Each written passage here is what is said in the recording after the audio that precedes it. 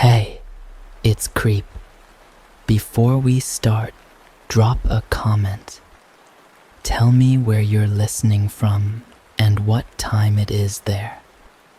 I want to know who's awake with me in the dark.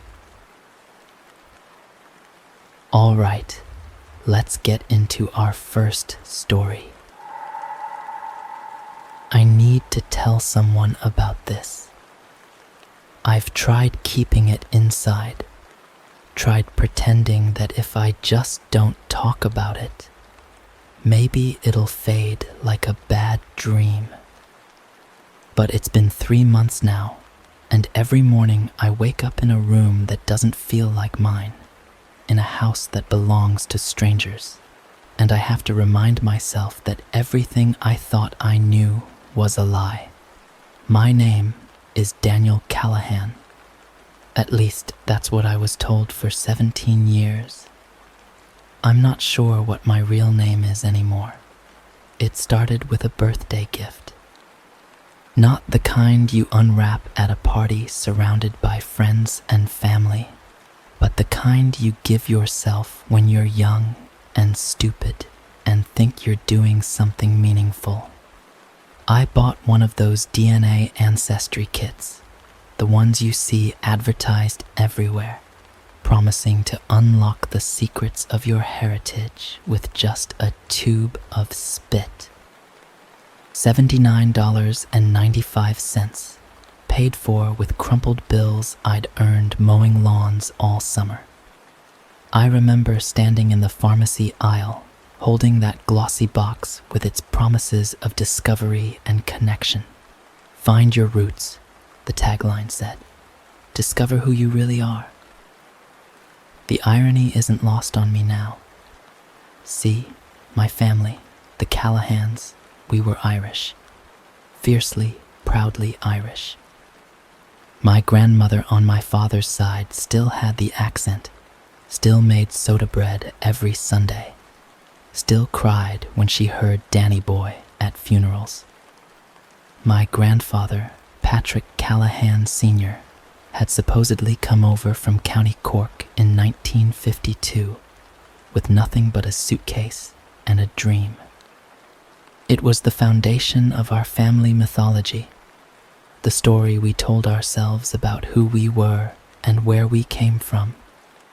I thought my parents would love it. A detailed breakdown of our ancestry. Maybe some distant cousins discovered across the ocean. A deeper connection to the homeland we'd never actually visited but always claimed.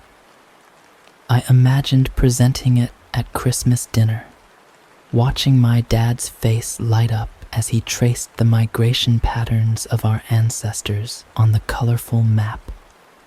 The kit sat in my closet for 2 weeks before I finally worked up the courage to spit into the little tube. I sealed it, dropped it in a mailbox, and waited. 6 weeks, they said. Could be longer during busy seasons. It ended up taking almost 8 weeks. I'd nearly forgotten about it when the email arrived one Thursday morning while I was doing homework. Results ready. I remember my heart racing as I clicked the link, entered my password twice because my fingers were shaking with excitement, and waited for the page to load. The colorful pie chart that appeared made no sense. 47% Scandinavian, 23% German, 18% English, 7% French, 5% broadly Northwestern European. I scrolled down, looking for the green that should have dominated the chart, looking for Ireland. There was nothing, not a single percentage point. No Celtic heritage. No connection to the Emerald Isle whatsoever. I refreshed the page 3 times, convinced there had been some mistake. Maybe they'd mixed up my sample with someone else's. Maybe the website was glitching. But the results stayed the same. mocking me with their impossible claims. I should have just deleted the account and moved on. That's what a smarter person would have done. But I was 17 and confused, and I made the mistake of bringing it to my father. He was in his study when I knocked on the door, some financial documents spread across his desk. Dad was an accountant, the kind of man who believed in order and precision and things adding up correctly. I showed him my phone, explained what I'd done, asked if maybe there was some family secret I didn't know about. An adoption somewhere in the family tree, perhaps. A great-grandparent who wasn't who they claimed to be. I've never seen my father's face change so quickly.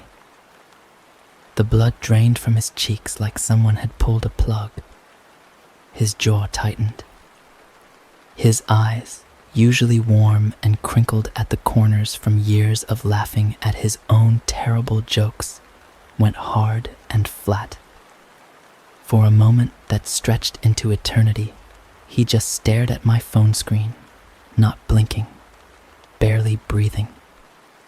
I watched his knuckles go white where he gripped the edge of his desk.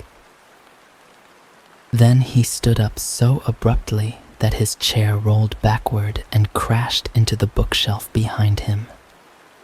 "Those tests are garbage," he said, his voice low and tight. "Complete scams designed to take money from gullible people. Delete that account. Delete it right now." I tried to explain that the science was actually quite reliable, that millions of people had used these services, that there had to be some explanation. He cut me off mid-sentence.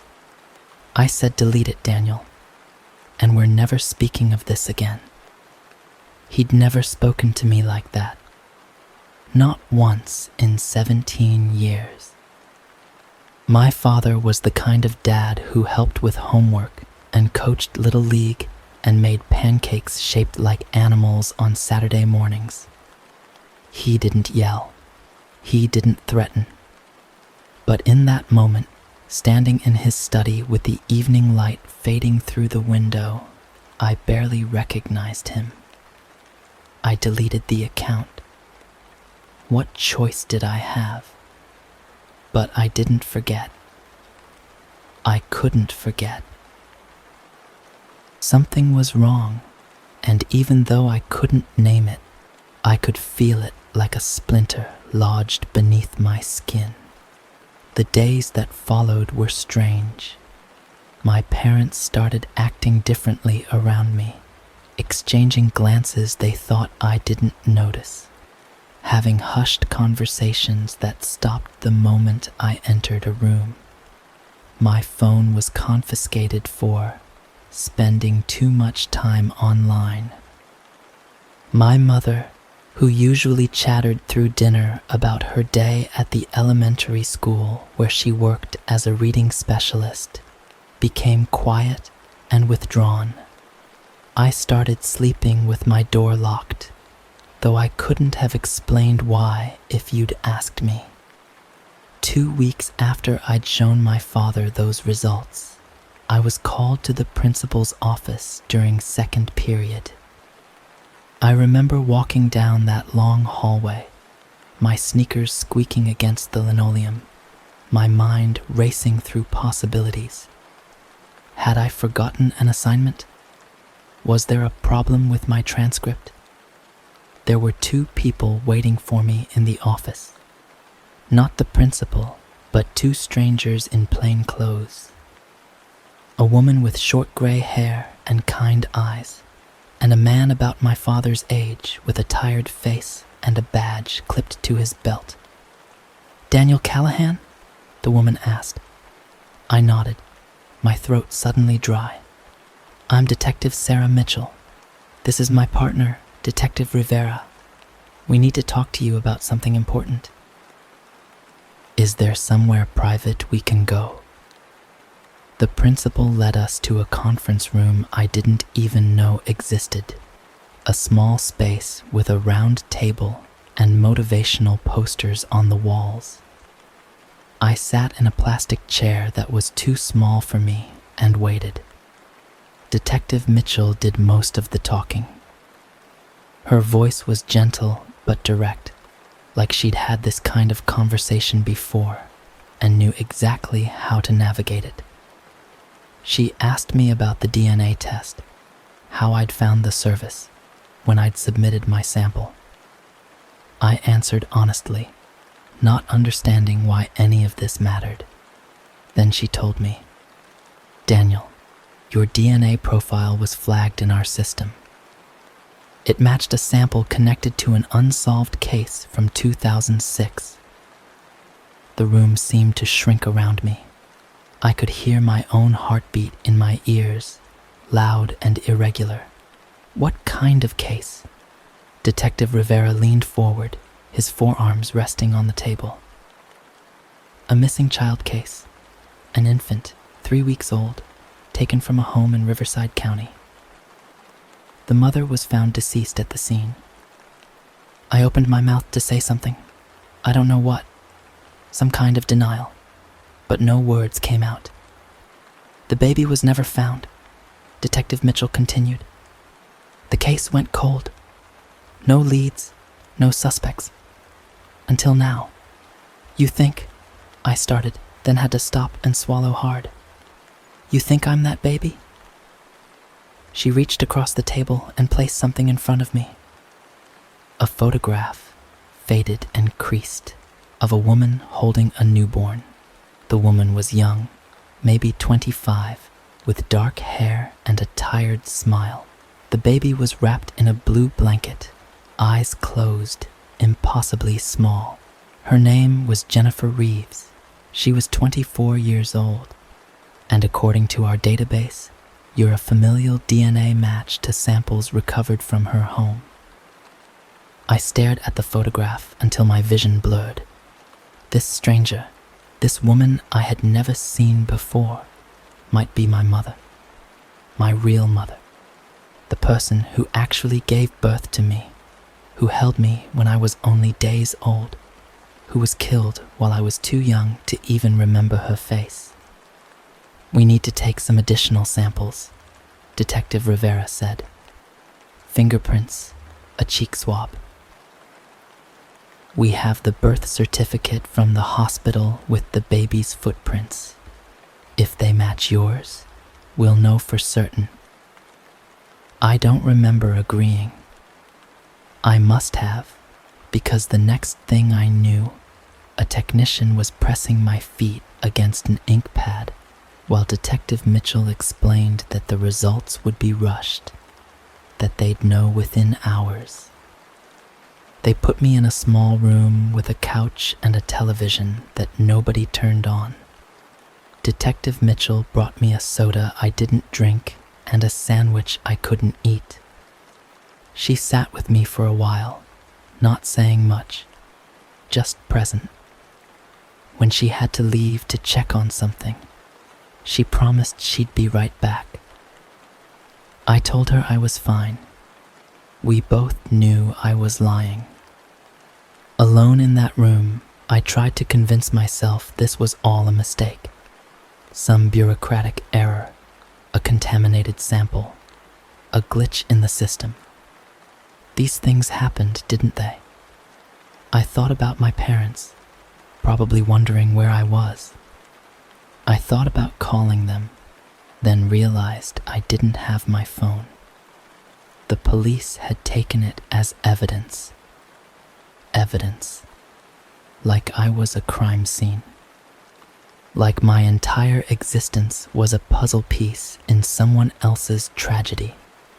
I think she understood that there were no words for what I was feeling, no comfort that wouldn't ring hollow. 3 hours and 47 minutes. That's how long I waited before Detective Rivera came back into the room with a folder in his hands and a weight on his shoulders that I could see from across the room. "It's a match, Daniel. Fingerprints and DNA. You're the missing child from the Reeves case." The world tilted. I remember gripping the arm of the couch like I was on a ship in a storm. Like letting go would send me flying into some void I'd never escape. Detective Mitchell was saying something, her voice far away and muffled. Something about protocols and next steps and how sorry she was. I couldn't breathe. The room was too small, the air too thick. I stood up and knocked over the untouched soda, brown liquid spreading across the carpet, and I just kept saying, "I need air, I need air, I need air," until someone opened a door and I stumbled outside into a parking lot where the winter wind hit my face like a slap. That's where I was sitting, on a concrete barrier in the police station parking lot, when I made the worst decision of my life. Detective Mitchell had followed me outside. She stood a few feet away, giving me space, but not leaving me alone. Her phone rang, and she answered it with a clipped "Mitchell" before stepping away to take the call. I ran. I don't know why. There was no rational thought behind it, just pure animal instinct telling me to move, to flee, to get back to something familiar before I drowned in all this new and terrible information. My bike was still at school, but the police station was only 2 miles from my house, and I ran the whole way without stopping. By the time I reached my street, my lungs were burning and my legs were shaking. My father's car wasn't in the driveway, just my mother's silver sedan, parked in its usual spot like nothing was wrong, like this was just another normal day.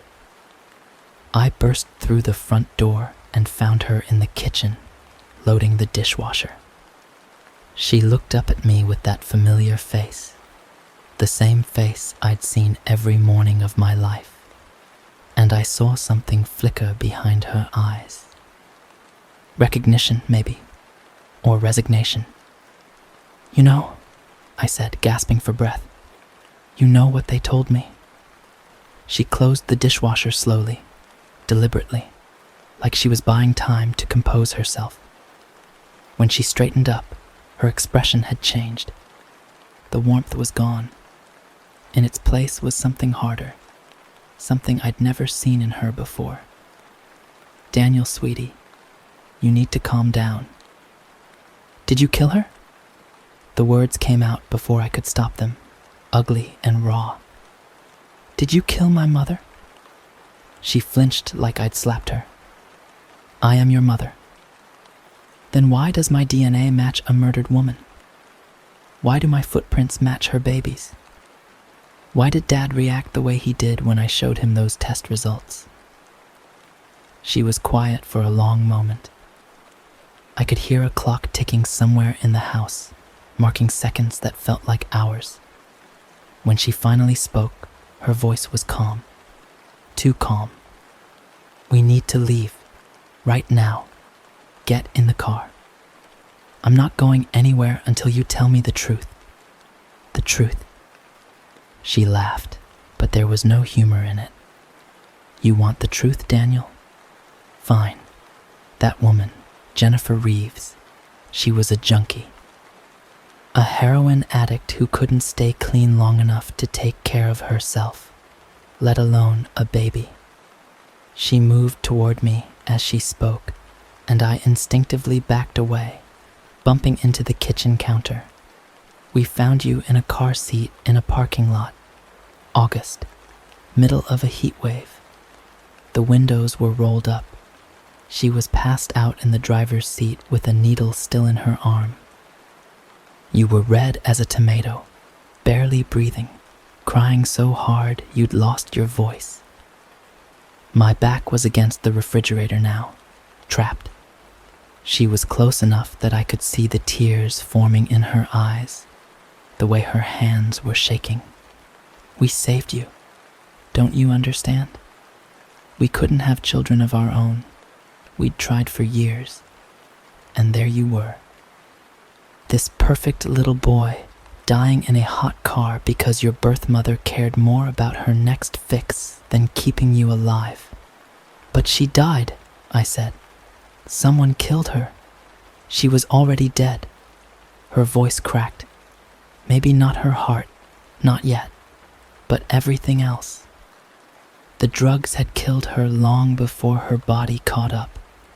We just took you somewhere safe. We gave you a life. What did you do to her? She didn't answer.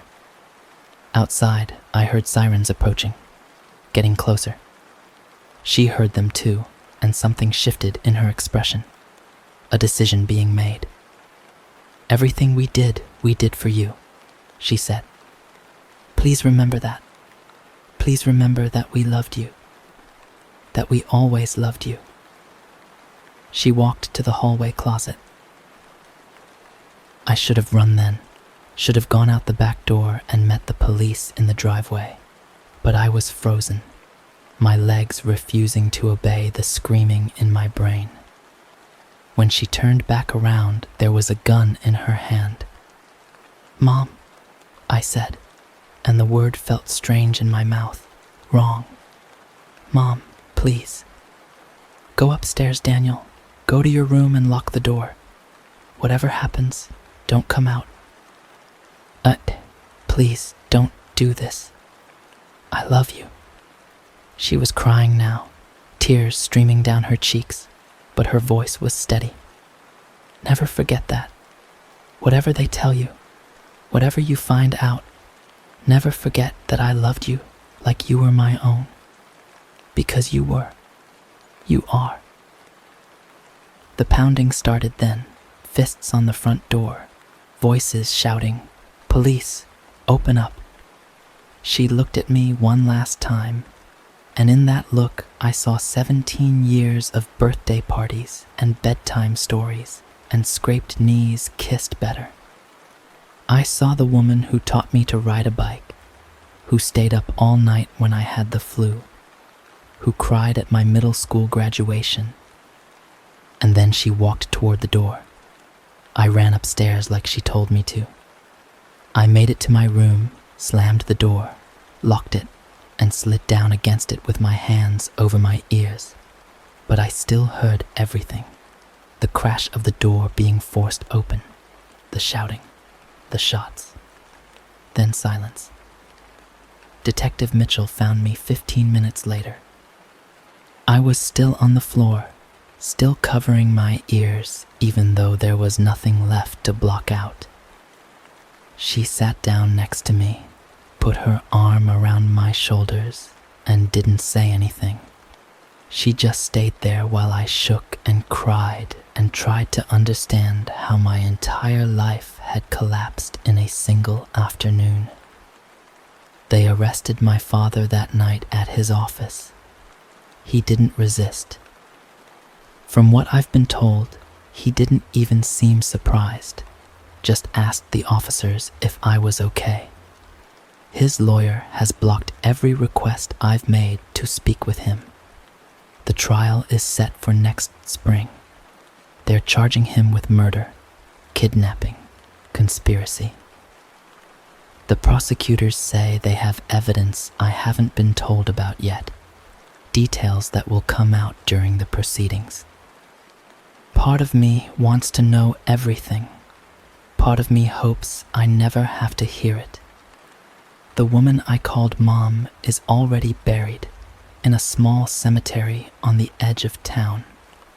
I asked to go to the funeral, even though I knew how strange that would look, even though I knew what everyone would think of me. Detective Mitchell drove me there. The casket was closed. There were only a handful of people, relatives I'd known my whole life, who now looked at me like I was a stranger. Maybe I was. Maybe I always had been. I placed flowers on the casket before they lowered it into the ground. White lilies, her favorite. The ground was frozen, and they'd had to use machines to dig the grave. I live with a foster family now. Good people, the Hendersons.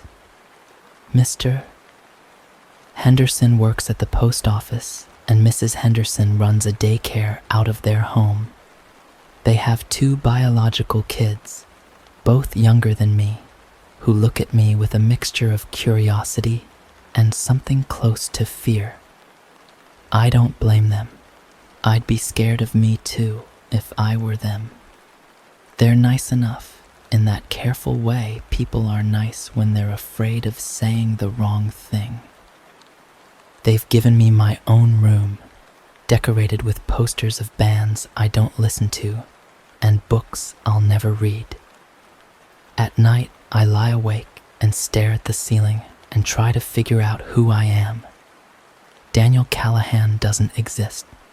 He was an invention, a character created by 2 people who wanted a child badly enough to take someone else's. But I'm not the baby from the Reeves case either, not really. That child died the day he was taken from that parking lot, replaced by a fiction that lived and breathed and believed every lie he was told. So who does that make me? Sometimes I dream about Jennifer Reeves. In the dreams, she's sober and healthy, and she's holding me the way she is in that photograph the detectives showed me. She's saying something, but I can never quite hear the words. When I wake up, I feel the absence of her like a physical ache, a loss I can't properly mourn because I never knew what I was missing. I've started researching her. Newspaper archives, court records, anything I can find. The librarian at the public library has started to recognize me, knows to leave me alone at the microfiche machine for hours at a time. She brought me coffee once without saying anything, and I almost broke down right there in the reference section. Jennifer Reeves was arrested twice for possession before I was born. She'd been through rehab once, maybe twice. But she was also a straight A student in high school. She volunteered at an animal shelter. Her mother said she'd been clean for almost a year when she got pregnant, that the pregnancy was what pushed her back over the edge.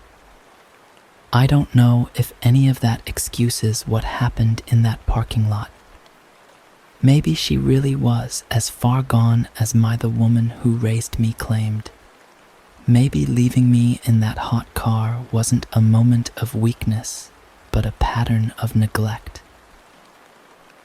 Maybe if those 2 strangers hadn't taken me, I would have died right there, cooked alive in the August sun while my birth mother chased oblivion with a needle. But she didn't deserve what happened to her. No one deserves that. The hardest part, the thing I can't explain to anyone, is that I still love them. The people who took me, who killed for me, who built an entire false life around a stolen child. I hate them too, of course. I hate what they did, the selfishness of it, the way they convinced themselves that their love justified everything. But 17 years of memories don't just disappear because you learn they're built on blood. My foster mother asked me the other day if I wanted to talk to someone. A therapist, she meant. Someone trained to help people process trauma. She said it in that careful voice people use when they're trying not to spook a frightened animal, like I might bolt if she pushed too hard. I told her I'd think about it, but I'm not sure what I'd even say. How do you explain to a stranger that you're grieving for your kidnapper? That you miss someone who might be a murderer? That the worst day of your life was also the day you learned the truth about yourself? I still have the photograph of Jennifer Reeves. Detective Mitchell gave it to me after the funeral. It's in my wallet now, pressed flat between my student ID and a gift card I've never used. Sometimes I take it out and study her face, looking for myself in the curve of her jaw or the shape of her nose. I found one thing after hours of searching. She's looking at the camera, but her eyes are focused somewhere past it, somewhere far away. And there's something in that look, a sadness maybe, or a fear that makes me think she knew. Somehow, on some level, she knew she wasn't going to watch that baby grow up. Last week, I went back to the cemetery, not to visit the grave of the woman who raised me, though I did stop there briefly, but to find another plot in a different section. Jennifer Ann Reeves, 1982 to 2006. Beloved daughter, taken too soon. I placed flowers on her grave too. Yellow roses. I don't know if they were her favorite. I don't know anything about her, really, except that she gave me life and someone took hers because of it. I stood there for a long time, trying to find the right words. Finally, I just said what I was feeling, even though it didn't make sense, even though no one was there to hear it. I'm sorry I don't remember you. I'm sorry for what happened. I'm sorry I can't hate them the way you deserve. The wind picked up, cold and sharp, and I pulled my coat tighter around myself. Somewhere in the distance, a church bell was ringing. 3 o'clock. The sun was already starting to set, painting the sky in shades of orange and purple. I walked back to my foster family's house, letting the cold numb my face and my hands. Tomorrow there would be school and questions from classmates who'd seen the news and that endless hollow feeling in my chest. But for now, in the fading light of a winter afternoon, I was just a boy walking home. Whoever that boy is, whoever I'm supposed to become. I still don't have an answer. Maybe I never will. But I've stopped looking for one in DNA tests and family trees and the faces of people who lied to me my entire life. The truth is, I'm not Daniel Callahan and I'm not the Reeves baby. I'm something new, something broken and reassembled from the wreckage of 2 different lives. And every day, I have to decide what to do with that. Some days, I choose to keep going. That feels like enough.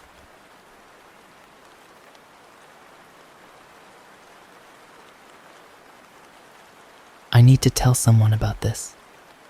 I've been carrying it alone for months now, and the weight of it is crushing me. Maybe putting it into words will help. Maybe it won't. But I can't keep it inside anymore. Before everything fell apart, I was just a dad. That's how I thought of myself. Not a former sales manager at a Chevrolet dealership who got laid off 6 months ago. Not a husband struggling with the guilt of watching his wife work double shifts while I stayed home. Just Marcus's dad. And honestly, that felt like enough. My boy was 5 years old, and he was the kind of kid who made strangers smile. Big brown eyes that seemed to take in everything around him. A laugh that came easy and often. He'd get excited about the smallest things. A butterfly in the backyard, a funny-shaped cloud, the way his cereal would sometimes spell out letters in the milk. Every morning felt like an adventure when I saw it through his eyes. Teresa, my wife, she worked as a nurse at St. Michael's. Long hours, brutal shifts, but she never complained. She'd come home exhausted, and Marcus would run to the door to greet her. and I'd watch her face transform. All that tiredness just melting away. We had something good, something real. I think about that a lot now. We lived in one of those suburban neighborhoods that all looked the same. Rows of nearly identical houses with neat lawns and two-car garages. The kind of place where people wave at each other, but don't really know each other's names. Where the biggest excitement is someone painting their front door a slightly unusual color.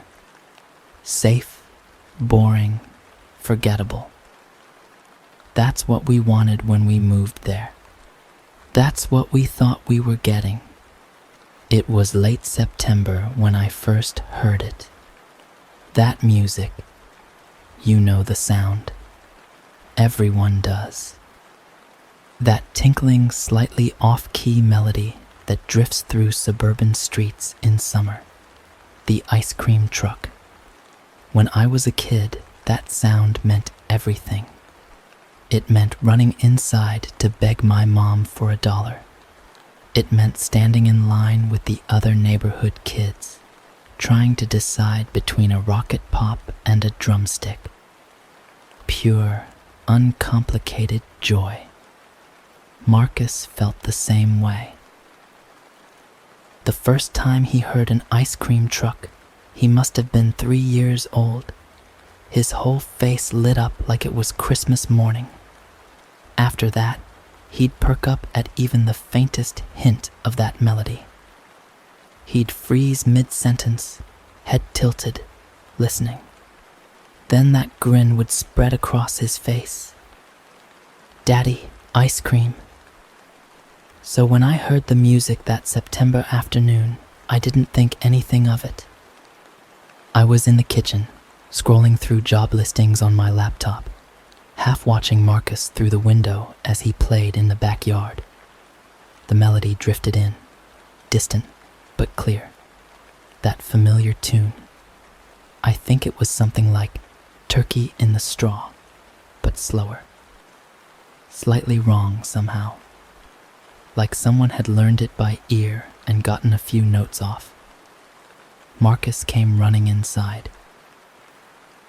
His shoes were muddy, which normally I would have said something about, but the look on his face stopped me. Daddy, the ice cream truck. Can we go? Please? I checked my wallet. A few singles. Why not? We walked out to the front yard together, but the street was empty. The music had stopped. I don't see it, buddy, I said, but I heard it. It was so close. Maybe it went down another street. We'll catch it next time. He was disappointed, but he bounced back quickly.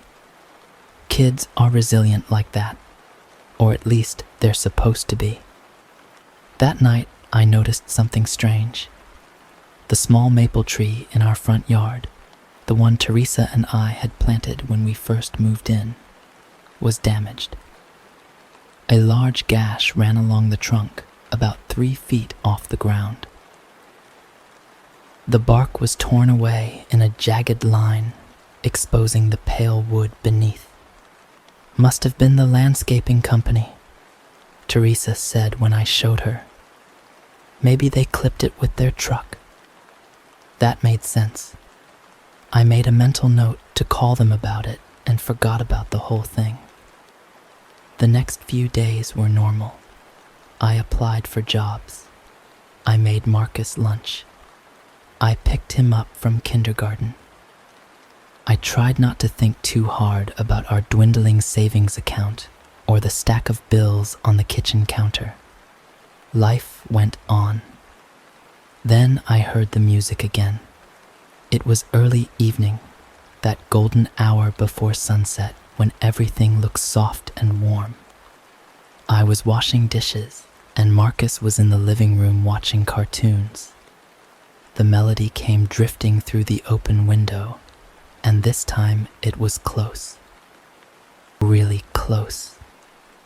I dried my hands and walked to the front door, parked at the end of our street, maybe 50 yards away, was an ice cream truck, but something about it made me stop on the porch.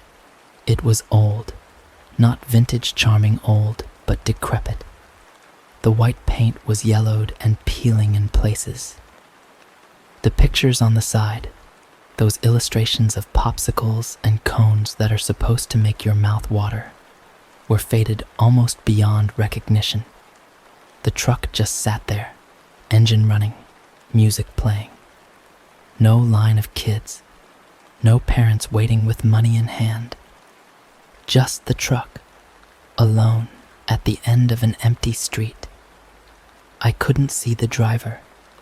The windshield was tinted or dirty or something. It looked almost opaque. The afternoon sun should have been hitting it at an angle that would let me see inside, but there was nothing, just darkness behind that glass. A few kids from the neighborhood were starting to gather.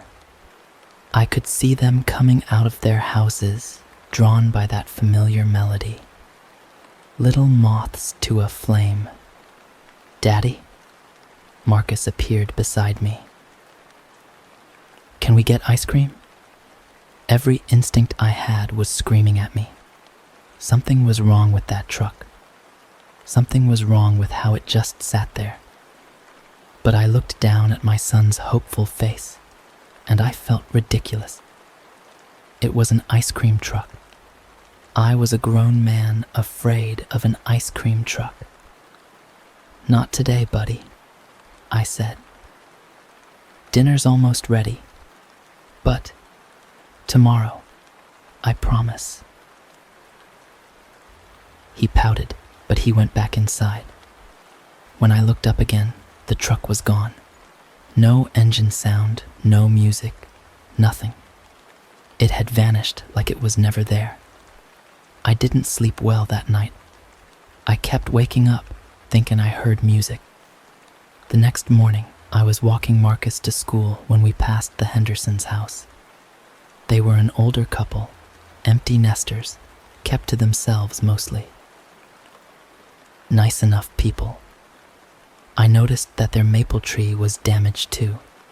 Same kind of gash, same height. And further down the street, the Patel's tree had the same mark. I counted 7 trees with that same wound by the time we reached the school. At pickup that afternoon, I ran into Mike Chen, whose daughter Lucy was in Marcus's class. We'd talked before at school events, done the polite parent small talk. But today, he looked troubled. "Hey, you hear about what happened last night?" he asked. I shook my head. Someone drove through the Morales front yard, like literally through it. Took out their mailbox, their garden, everything.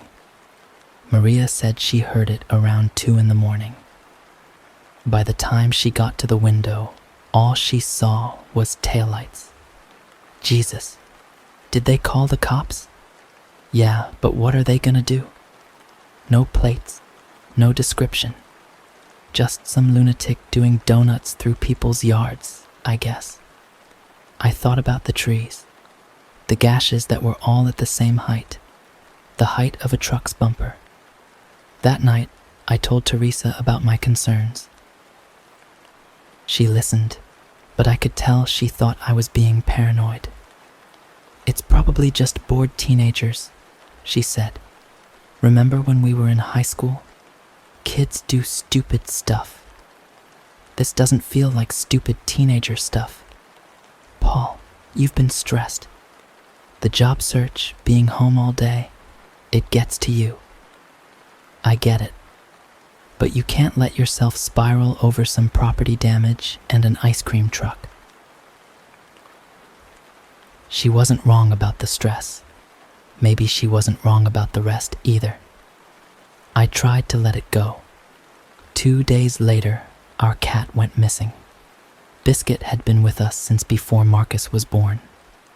An orange tabby with a crooked tail and a habit of sleeping in bathroom sinks. He was an outdoor cat, always coming and going, but he never stayed away for more than a few hours. Marcus took it hard. He kept going to the front door, expecting Biscuit to be waiting there. "Where is he, Daddy? When's he coming home?" I put up flyers. I checked the animal shelters. Nothing. On the third day, I found him, or what was left of him. He was in the gutter at the end of our street, about 20 feet from where I'd seen the ice cream truck parked. I won't describe what I saw. I can't. I'll just say that whatever hit him did it with tremendous force, and whatever hit him didn't stop. I buried Biscuit in the backyard while Marcus was at school. I told him that Biscuit had probably found another family to live with, that cats sometimes did that. I hated lying to my son, but the truth felt so much worse. The ice cream truck music had been playing when I found Biscuit. Distant but unmistakable. That same off-key melody, drifting from somewhere I couldn't see. Things escalated quickly after that.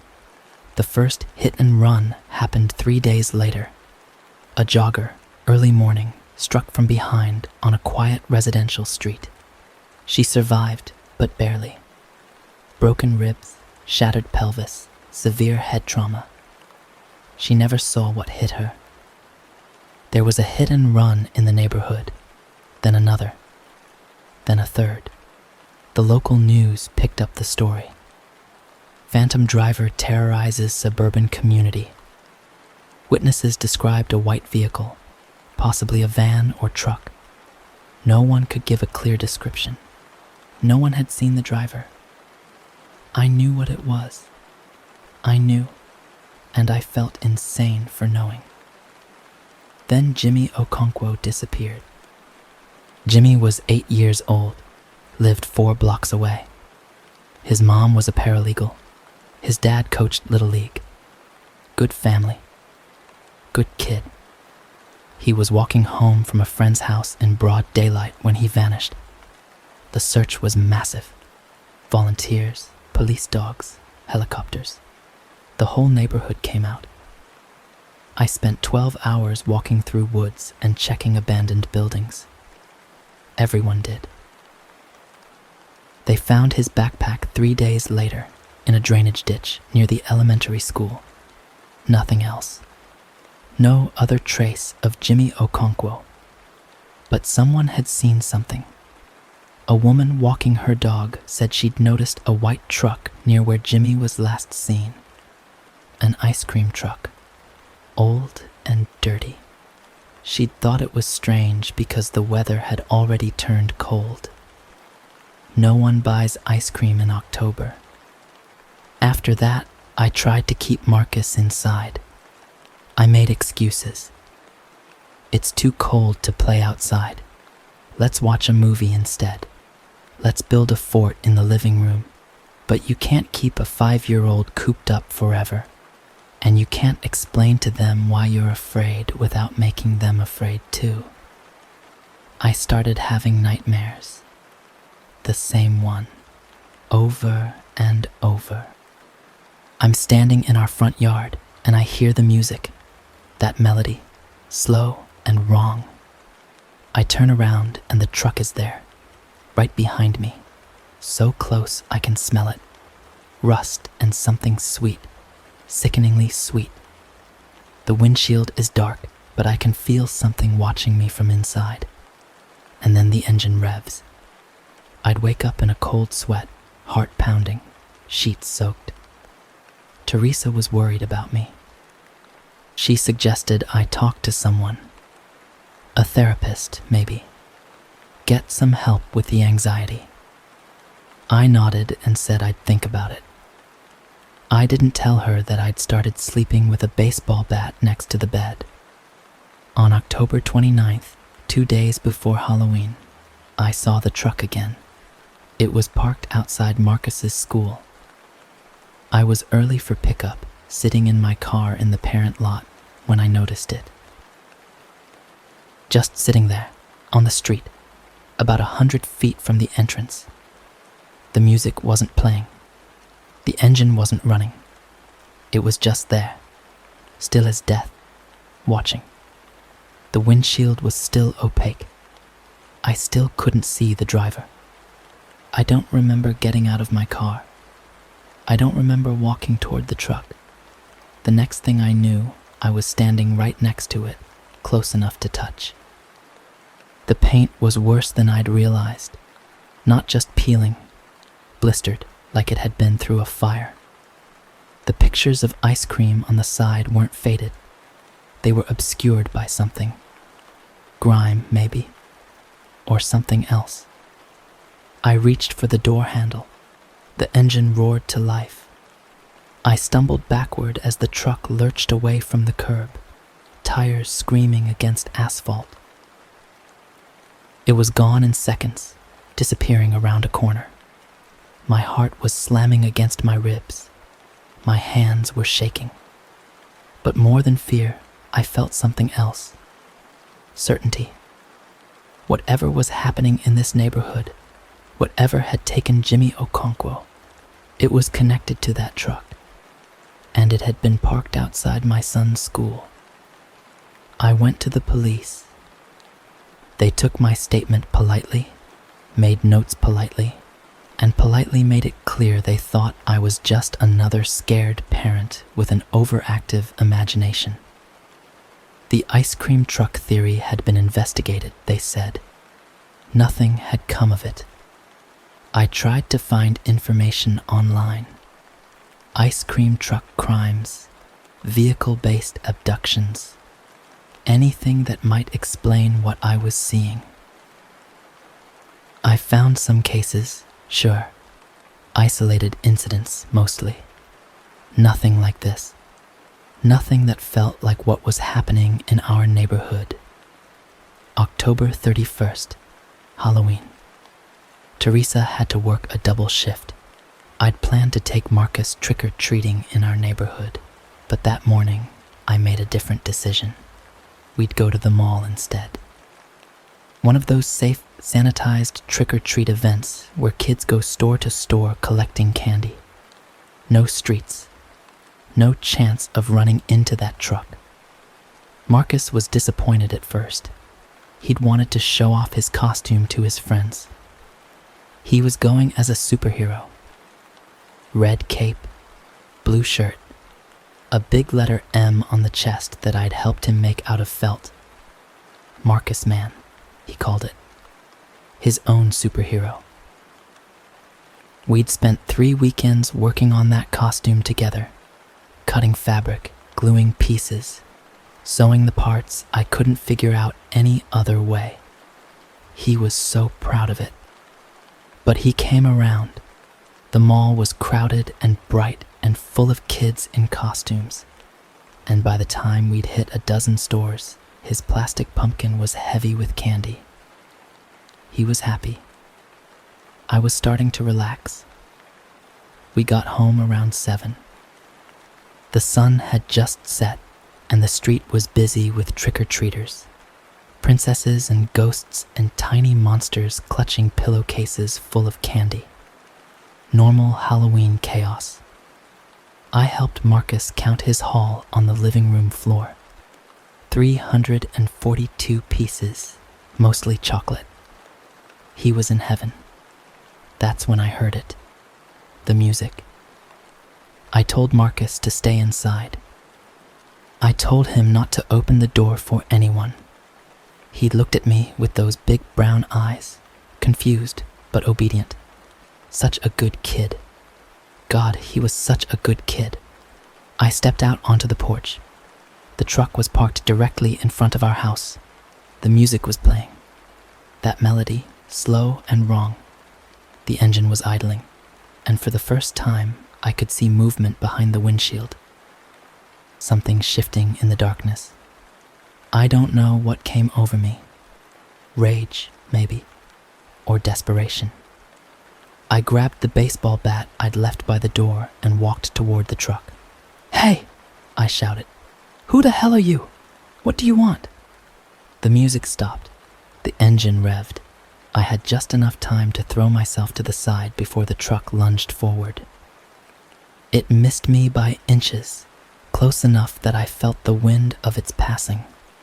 It jumped the curb, tore across our lawn, and slammed into the front of my house with a sound I'll never forget. Wood and glass and brick, all exploding inward. The corner where my living room window had been was gone. Just gone. A gaping hole where the truck's nose had punched through. And then the truck reversed, pulled back, and I saw the damage to the front of the vehicle, the crumpled hood, the shattered headlight, begin to fix itself, the metal unbending, the glass reforming, like watching a video in reverse. That's when I stopped thinking of it as a truck with a driver. That's when I understood that whatever this thing was, it wasn't human. It wasn't something that could be reasoned with or fought or escaped. I screamed Marcus's name and ran for the house. He wasn't in the living room. The truck had torn right through where he'd been sitting. Candy scattered everywhere, mixed with debris and broken glass. But no Marcus. I found him in the kitchen doorway. He must have run when he heard the crash. Smart boy. Brave boy. "Daddy?" His voice was small and terrified. "Daddy, what's happening?" "We're leaving," I said. "Right now. Out the back." I grabbed his hand.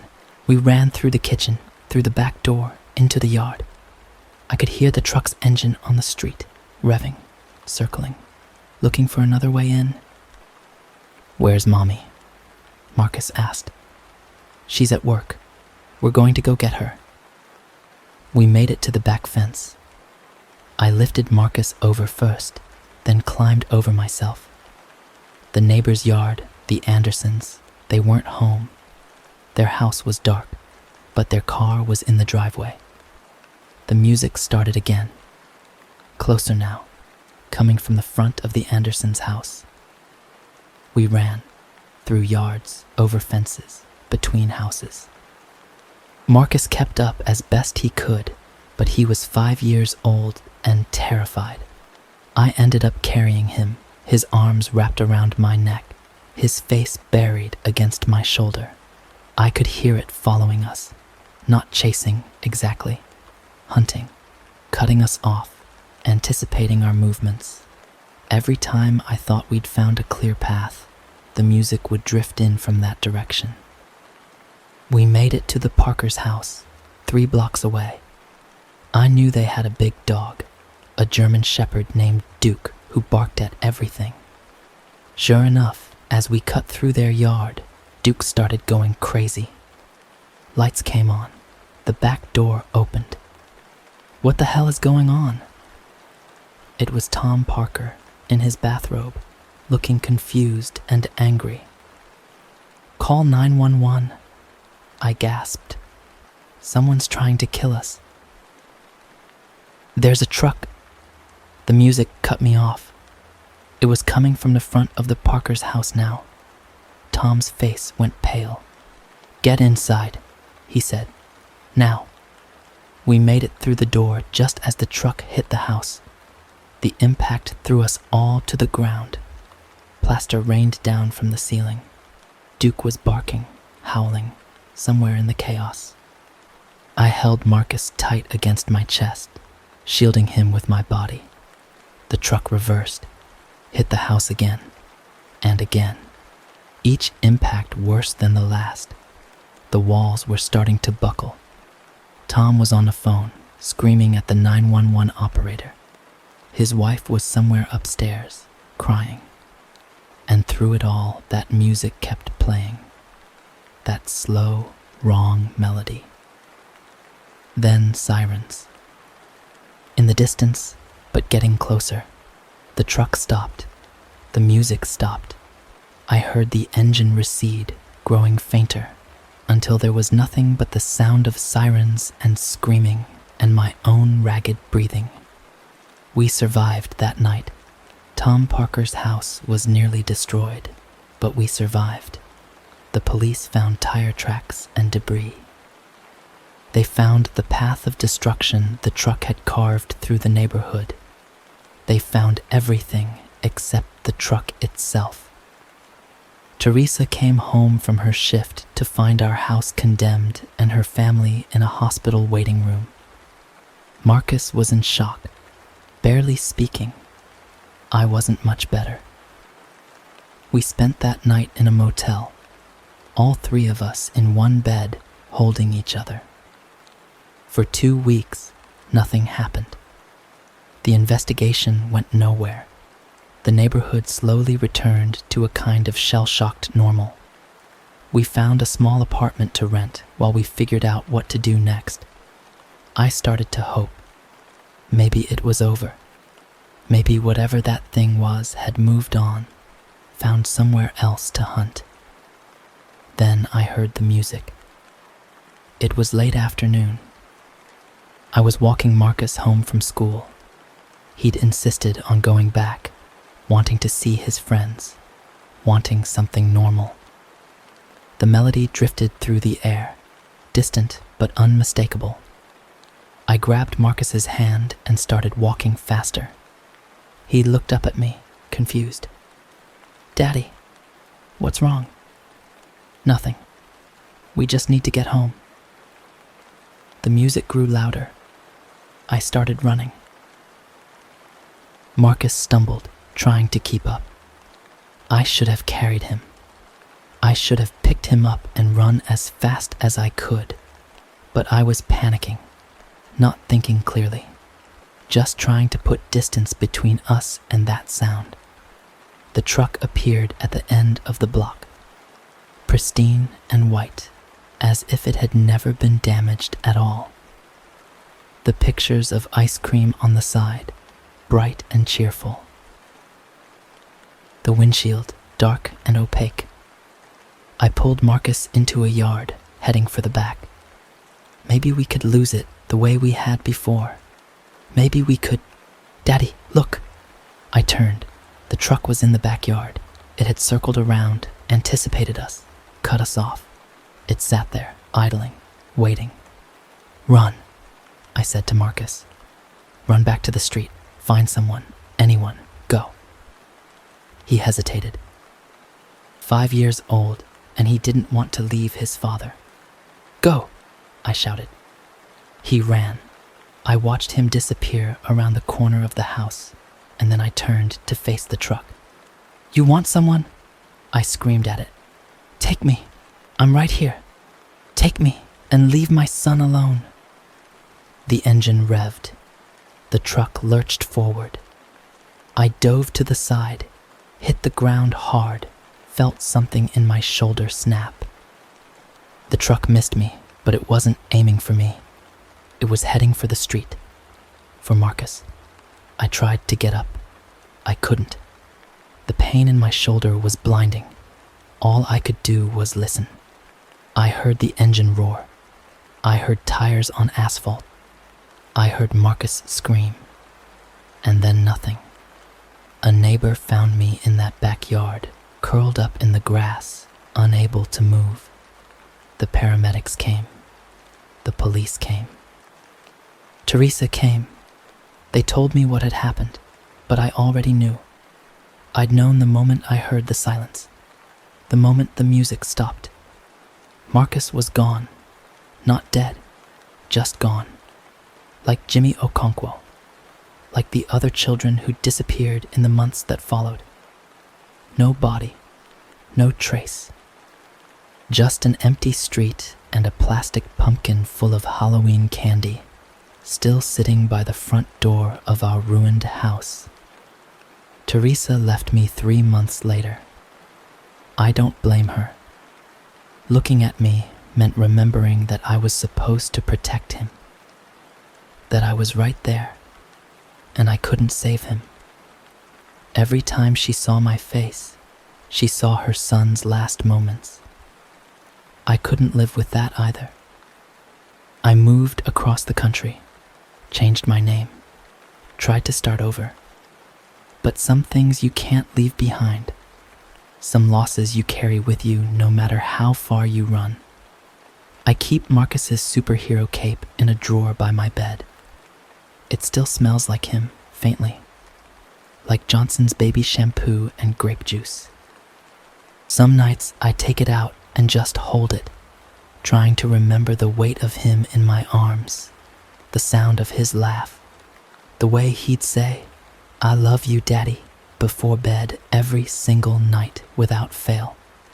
I still hear the music, late at night when the world is quiet.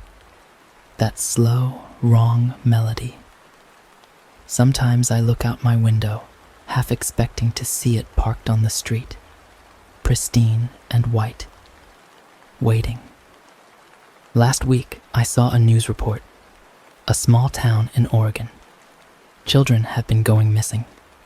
Witnesses describe a white truck, an ice cream truck, old and dirty, they say, with music that plays even when no one's buying.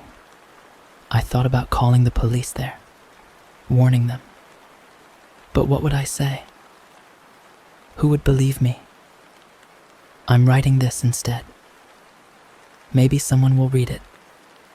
Maybe someone will understand. Or maybe I'm just screaming into the void, like I've been doing since the day I lost my son. If you ever hear that music, that tinkling, slightly off-key melody, don't go outside. Don't let your children go outside.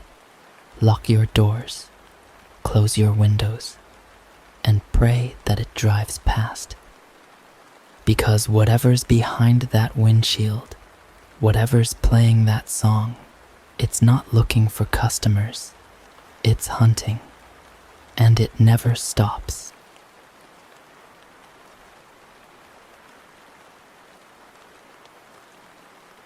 Before I tell you what happened to me, you need to understand something about Millbrook. About the story people whisper when they think no one important is listening.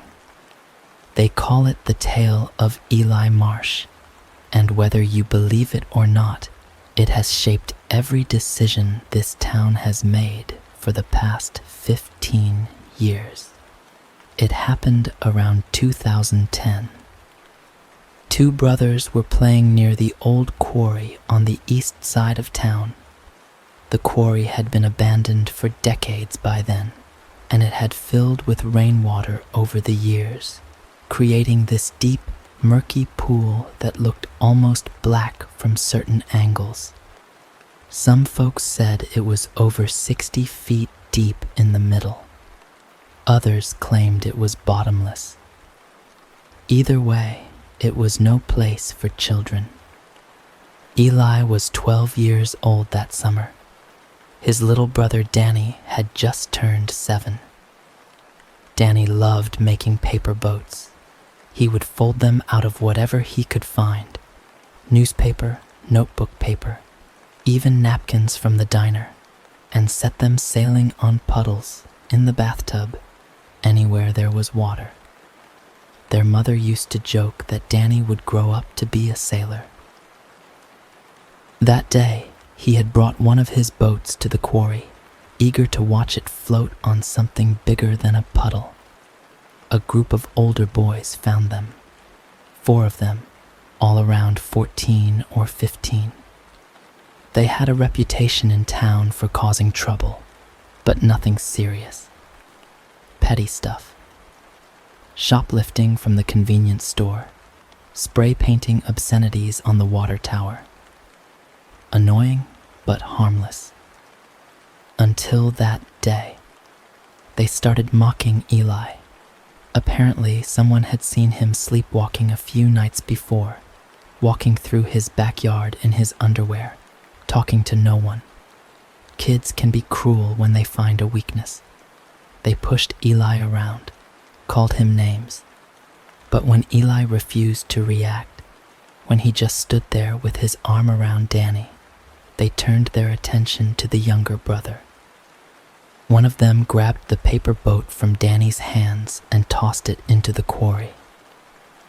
The little boy started crying, watching his creation drift away on the dark water. Another boy thought it would be funny to see if Danny could swim after it. He shoved the kid into the water. Danny could not swim. He was 7 years old and terrified of deep water. He started thrashing, screaming, going under. Eli tried to get to him, but 2 of the boys held him back. They were laughing at first, all 4 of them, thinking Danny would just dog paddle to the edge. Then the laughter stopped. They realized he was actually drowning. By the time they let Eli go, Danny had already gone under twice. His small hands kept breaking the surface, grasping at nothing. Eli dove in without hesitation. He was not a strong swimmer either, but that did not matter. His brother was dying. Nothing else existed. He reached Danny, tried to pull him up, but the little boy was panicking, clawing at his brother, pulling them both down. That is what happens when someone drowns. They become pure animal terror, grabbing anything they can, dragging their rescuers down with them. They say Eli managed to push Danny toward the surface one final time, used the last of his strength to shove his brother upward, but the effort cost him everything. Danny went under again, and this time, so did Eli. Neither came back up. The boys who did it made up a story.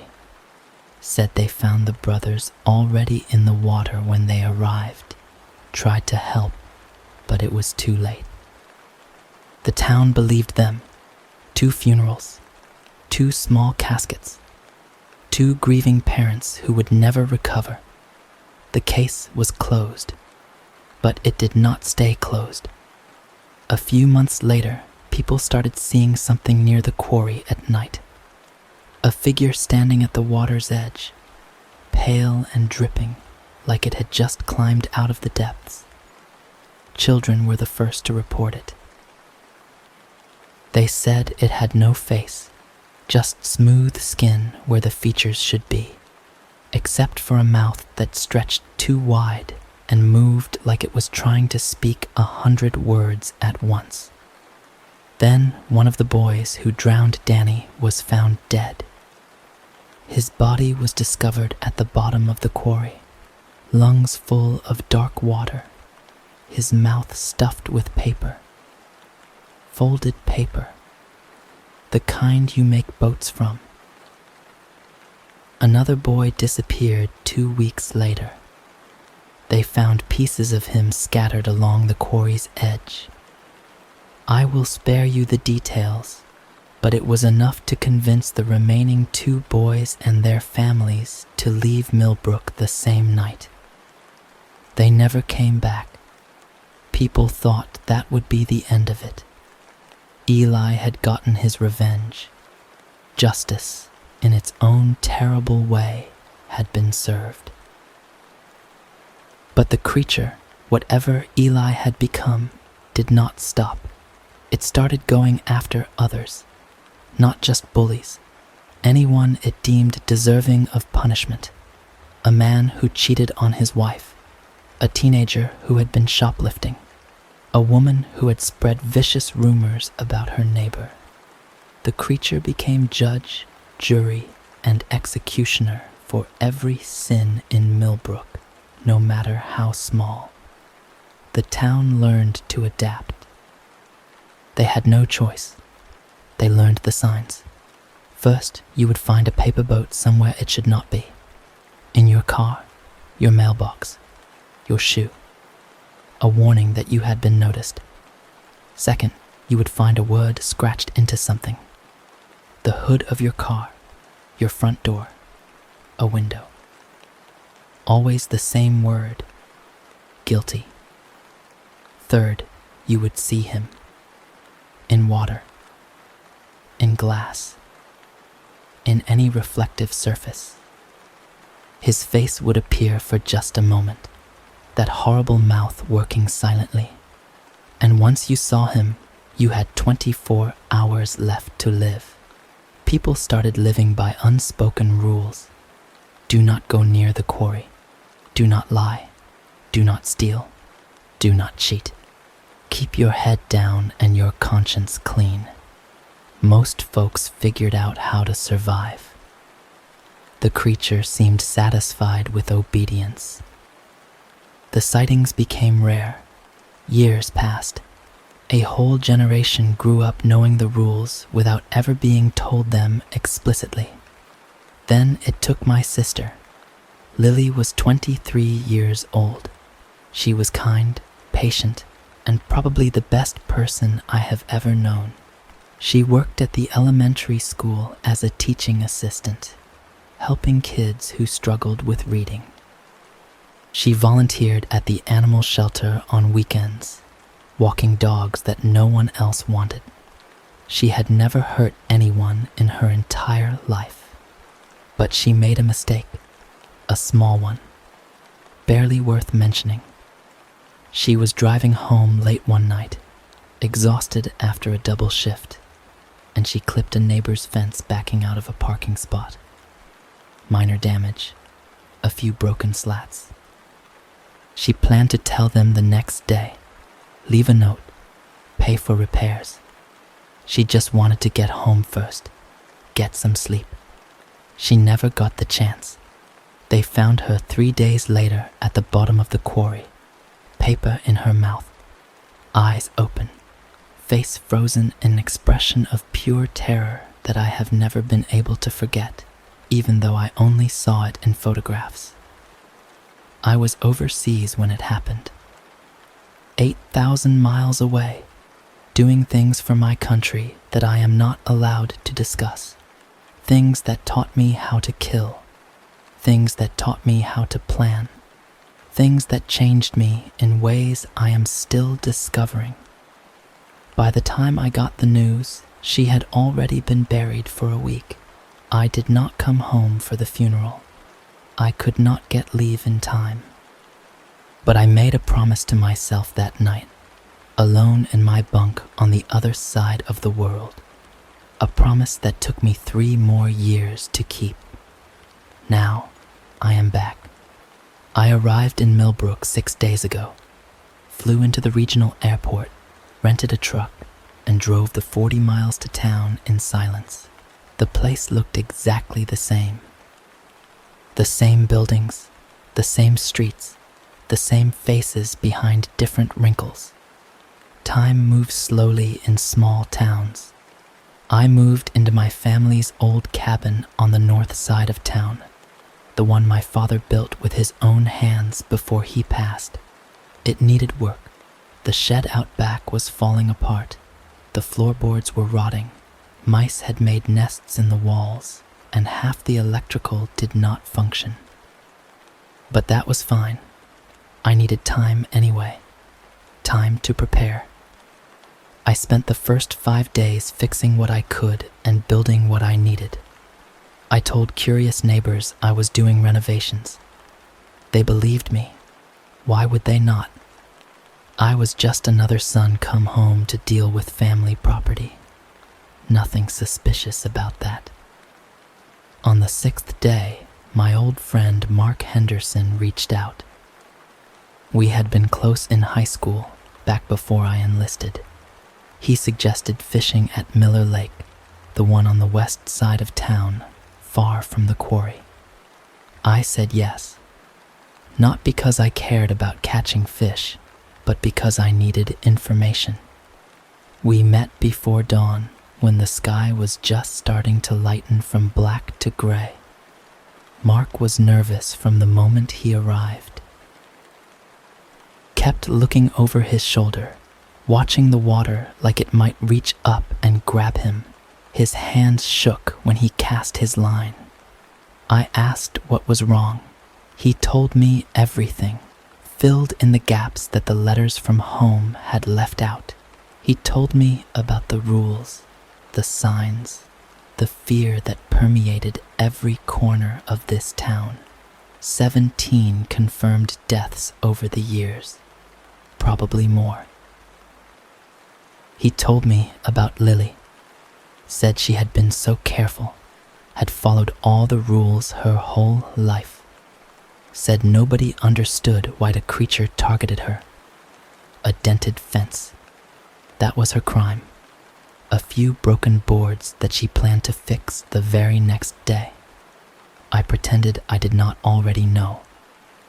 Pretended the rage building in my chest was surprise, and not the cold, calculated fury I had been nurturing for 3 years. Mark apologized, said he should have warned her. I told him it was not his fault. It was not his fault. It was the creature's, and mine, for not being here to protect her. After fishing, I went back to the cabin and continued my preparations. The shed was almost ready. I had reinforced the floor with steel beams, installed a hydraulic trapdoor mechanism powered by a car battery, and lined the pit beneath with rebar that I had sharpened myself over 3 nights of careful grinding. 12 feet deep, walls slicked with motor oil so nothing could climb them. No way out. The next morning, I found a paper boat on my doorstep. I picked it up carefully, examined it. Folded from old newspaper, yellowed with age. The craftsmanship was surprisingly delicate for something made by dead hands. I could almost see Danny's small fingers working the folds. I placed it on my kitchen table and smiled. Good. He knew I was here. Step 1 complete. That afternoon, I found the second sign. Scratched into the hood of my truck in letters 2 inches deep, the metal curled and torn like something had dragged a claw through butter. A single word, guilty. I ran my fingers along the grooves, feeling the rough edges where the paint had been stripped away. I nodded to myself and went back inside. 24 hours. I had exactly 24 hours until he would come for me. I spent the day doing exactly what I wanted. Drove around town, visiting the places I remembered from childhood. The diner where my mother used to take us for milkshakes after church. The park where Lily and I would feed the ducks, laughing as they fought over breadcrumbs. The cemetery where half my family now rested. I stood at Lily's grave for a long time, maybe an hour, maybe more. The headstone was simple. Her name, the dates. 23 years. Not nearly enough. Someone had left flowers, wilted now but still recognizable as roses. Her favorite. I did not cry. I had done my crying years ago, alone in a barracks on the other side of the world, muffling my sobs so no one would hear. Now there was only purpose. I told her I was sorry I was not there. Sorry I could not protect her, but I promised her it would end tonight, one way or another. By evening, I was back at the cabin. I checked my preparations one final time. The trapdoor was functioning perfectly, the hydraulics responding to the remote control with satisfying speed. The pit was ready, the rebar gleaming in the light of my flashlight. The gasoline was in place, 5 gallons in a reservoir connected to the sprinkler system I had installed. Everything was exactly as it needed to be. Then I waited. The sun set slowly, painting the sky in shades of orange and purple before surrendering to darkness. The night crept in, thick and heavy like a living thing. I sat in the shed with the lights off, listening to the sounds of the forest. Crickets singing their endless songs, owls calling to each other across the trees, the distant hum of the highway carrying travelers who would never know what lurked in the woods nearby. Normal sounds peaceful sounds. The hours stretched on. I did not move, did not fidget. I had learned patience in the service, learned to wait for hours, sometimes days, for the right moment. Learned that stillness was its own kind of weapon. Just after 11, according to my watch, I heard something else. Footsteps. Wet footsteps, squelching against the ground outside, getting closer. Each step accompanied by a soft dripping sound, like water falling from a leaky faucet. I steadied my breathing, kept my hand on the remote control in my pocket, waited. The door creaked open slowly, the rusted hinges screaming in protest. Moonlight spilled through the gap, illuminating a figure that made my blood run cold despite all my preparations. He was exactly as the stories described, and somehow worse. Pale gray skin that glistened like it was perpetually wet, catching the moonlight in ways that made it look almost alive. Elongated limbs that bent at angles human joints were never meant to achieve, each movement accompanied by a wet, popping sound. His body seemed to flicker at the edges, like a bad television signal, and that mouth, that horrible mouth, it stretched from one side of his featureless face to the other, a writhing mass of lips and teeth that seemed to be whispering 1,000 words simultaneously. I could almost make out some of them. Names, I realized. The names of everyone he had ever killed. I wondered if Lily's name was among them. The creature took a step toward me, then another. It moved with a fluid grace that should have been impossible for something so wrong. The whispering grew louder, the names overlapping into a hissing cacophony. I forced myself to stay seated, to look afraid, to let my hands tremble just enough to seem authentic, to look like just another victim waiting for the end. He was 3 feet from me when I spoke, my voice cutting through the whispers. I said my name, Nathan Cole. I told him that Lily Cole had been my sister, that I had come a long way to meet him, that I had been waiting for this moment for 3 very long years. The mouth stopped moving. The whole creature went still, frozen in place like a video on pause. For a moment, I thought I saw something shift beneath the smooth skin where eyes should have been. Recognition, maybe, or confusion, or fear. It did not matter. I pressed the button. The floor beneath him gave way instantly, the hydraulics performing exactly as designed. He dropped into the pit with a sound like a wet blanket hitting concrete. Then came the other sounds.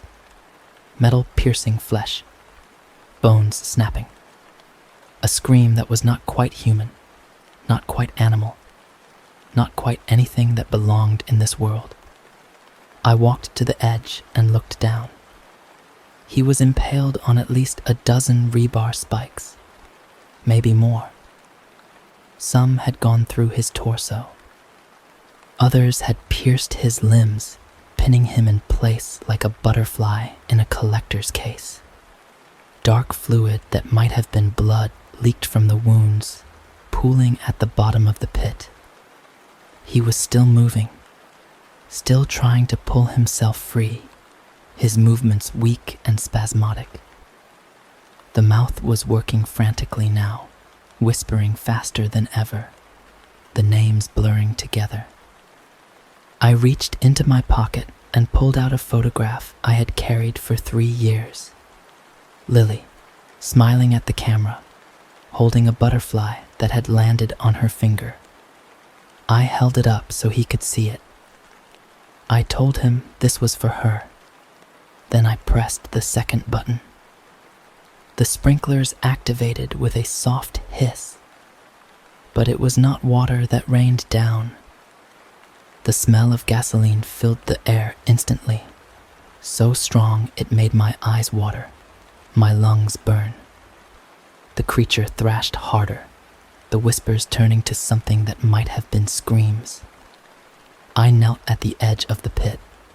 I wanted him to hear this. I told him I understood him, better than anyone in this town ever would. I told him about the things I had done overseas, the missions that would never be declassified. I told him that I had killed people. Some deserved it. Some probably did not.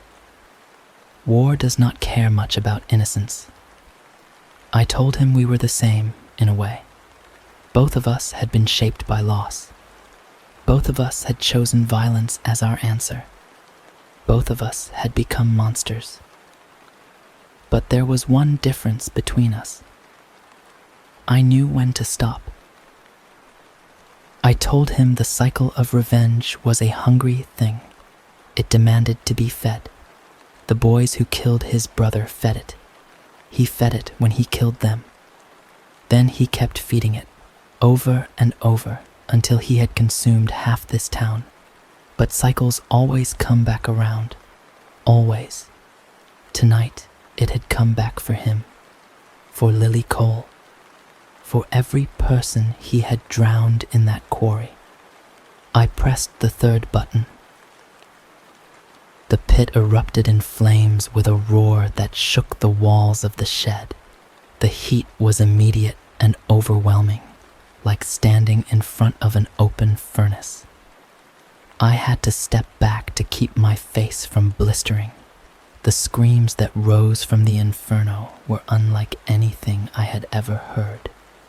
Not pain exactly. Something older. Something being unmade. I watched until the screams stopped. Watched until the flames died down to embers. Watched until there was nothing left but ash and twisted metal, and the charred remnants of something that had once been a 12-year-old boy who loved his little brother.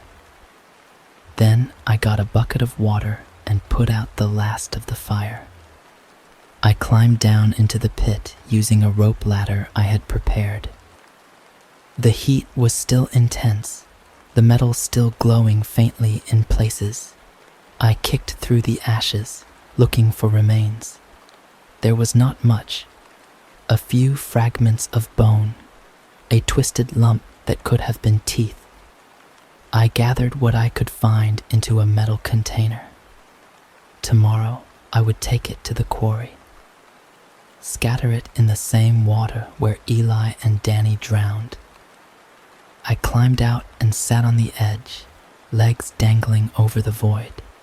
The adrenaline was fading now, leaving behind a hollow exhaustion I knew too well, the emptiness that comes when purpose has been fulfilled. Lily was still dead. Nothing I did tonight changed that. The creature was gone, but so was she, and no amount of revenge could bring her back.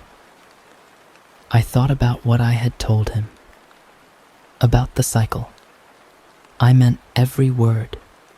Somewhere out there, someone might have loved that creature when it was still Eli Marsh, and now the last piece of their family was dead, burned to ash by a man seeking revenge for his own lost loved one. Would they come for me someday? Would someone emerge from the darkness 20 years from now, hunting me the way I hunted him? Maybe. Probably. The cycle does not stop just because you want it to. But that was a problem for future Nathan. Tonight, Nathan was too tired to care. I stayed there until dawn, watching the first rays of sunlight creep across the forest floor. The birds started singing. Millbrook would wake up soon, go about its daily routines. never knowing that the thing they had feared for 15 years was now nothing but ash in a metal box. They would figure it out eventually, when years passed without another sighting, when children could play near water without their parents watching with terror in their eyes. Maybe they would thank me. Maybe they would fear me instead. It did not matter. I had not done this for them. I drove to the cemetery as the sun finished rising, walked to Lily's grave and knelt beside it, the dew soaking through my jeans. I told her it was done. The thing that killed her would never hurt anyone again. I told her I was sorry it took so long. Then I told her something I had been afraid to say out loud for 3 years. I told her I did not feel better. I thought I would. For 3 years, I had imagined this moment, the satisfaction, the closure. But kneeling there in the early morning light, all I felt was tired and empty and alone. Lily would have hated what I did. She believed in forgiveness, in second chances, in the fundamental goodness of people. She would have told me that killing the creature made me no better than it was, that I had just added another link to the chain of violence. She would have been right, but she was not here to tell me that. She was under 6 feet of dirt because a monster decided her minor mistake was worthy of death. And I could not let that stand, even knowing it was wrong, even knowing it would not bring her back, even knowing that I had become exactly what I set out to destroy. I pressed my hand against her headstone. The granite was cold beneath my fingers. I told her I loved her. I told her goodbye. Then I stood up and walked away. I am back at the cabin now. The pit has been filled with concrete. The shed looks almost normal again, just another outbuilding behind an old family home. The metal container sits on my passenger seat, waiting for its final journey to the quarry. Before I make that trip, I wanted to write this down. I am not sure why. Maybe as a confession. Maybe as a warning to whoever might read these words someday. Maybe just because I needed someone to know what really happened here. The creature is dead. Millbrook is safe. And I am still here, carrying the weight of everything I have done, everything I have become. I do not know what comes next. Stay in town, maybe. Fix up the cabin properly. Try to build something resembling a normal life. Or leave again. Find another war to fight. The world is full of monsters. I have gotten good at killing them. But for now, I am just going to sit here and watch the sun climb higher over the trees. Listen to the birds singing like nothing happened. Breathe the morning air that smells of pine and ash and endings. The cycle will come back for me eventually. It always does. But today, at least, the wheel has stopped turning. Today, I can rest. Tomorrow is another story.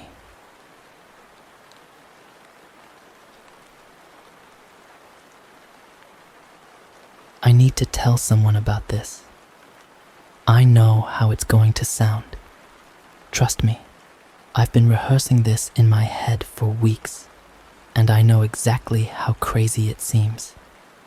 But I've been carrying it for 3 weeks now, and if I don't get it out, I think I might lose my mind.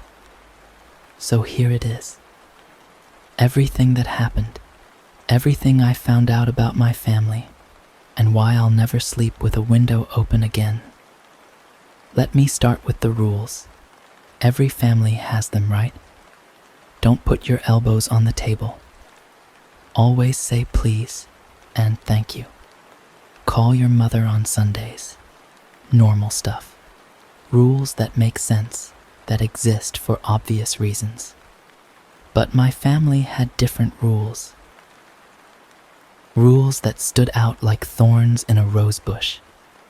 Rules that nobody could ever quite explain. Never leave your window open at night. Not a crack. Not even in summer when the heat sits on your chest like a stone and you're lying there in sweat-soaked sheets, desperate for any breath of cool air. Doesn't matter how hot it gets. Doesn't matter if the air conditioning breaks down. The window stays shut, and when someone dies, when you carry the body out of the house, you do it feet first. Always feet first. You turn the coffin around if you have to, even if it looks strange, even if people stare, even if the funeral director gives you that look like you're out of your mind.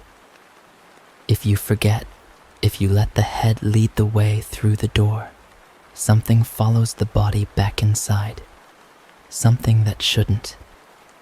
I grew up thinking these were just old superstitions. My grandparents came from a small village in Eastern Europe, somewhere in the Carpathian region, though they were always deliberately vague about the exact location, and they brought all their folklore with them when they immigrated in the 1920s. Ghost stories, omens, warnings about things that lurked in the dark spaces between the trees. My parents tolerated it, smiled and nodded while my grandmother explained why mirrors need to be covered when someone dies, why you never whistle indoors, why certain names should never be spoken after sunset. I thought it was charming in a morbid kind of way. Cultural heritage, nothing more. I was wrong. So very wrong. 3 weeks ago, my father asked me to help clear out my grandmother's house. She'd passed 2 years earlier, peacefully, in her sleep, the way she would have wanted, and my grandfather had been gone nearly 15 years before that. The house had been sitting there ever since, collecting dust and memories, waiting for someone to finally deal with all the things packed inside its walls. Dad finally decided to sell it, said he couldn't stand driving past it anymore, seeing it dark and empty. The first 2 days were fine, tedious, emotionally draining, but fine.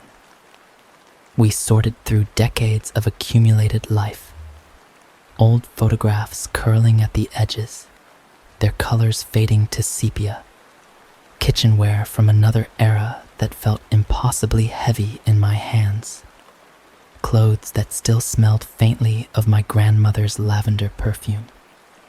I found myself getting lost in the details, picking up objects and trying to remember the last time I'd seen them used. A wooden spoon she'd used to stir her soup, a chipped teacup that had always sat in the same spot on the counter, collecting dust even when she was alive. The little things that make up a life. It was on the 3rd day that we went up to the attic. The attic had always been off limits when I was a kid. My grandfather would get this look in his eyes whenever I asked about it. Not angry, exactly, but something close to afraid. His jaw would tighten, his hands would clench, and he'd shake his head slowly, deliberately, before changing the subject. I asked my grandmother once, when he wasn't in the room, and she just touched my cheek and said some things were better left alone. After a while, I stopped asking. Some doors are better left closed. Now, standing at the base of those pull-down stairs with my father, I felt a strange reluctance, like my body remembered the rule even if my mind had forgotten the reason. My hand hesitated on the cord for longer than it should have. Dad went up first. I followed, the wooden rungs creaking under our weight like the house itself was groaning in protest. The attic was exactly what you'd expect. Boxes stacked on boxes, furniture draped in sheets that had turned gray with decades of dust, the thick smell of age and neglect hanging in the stale air.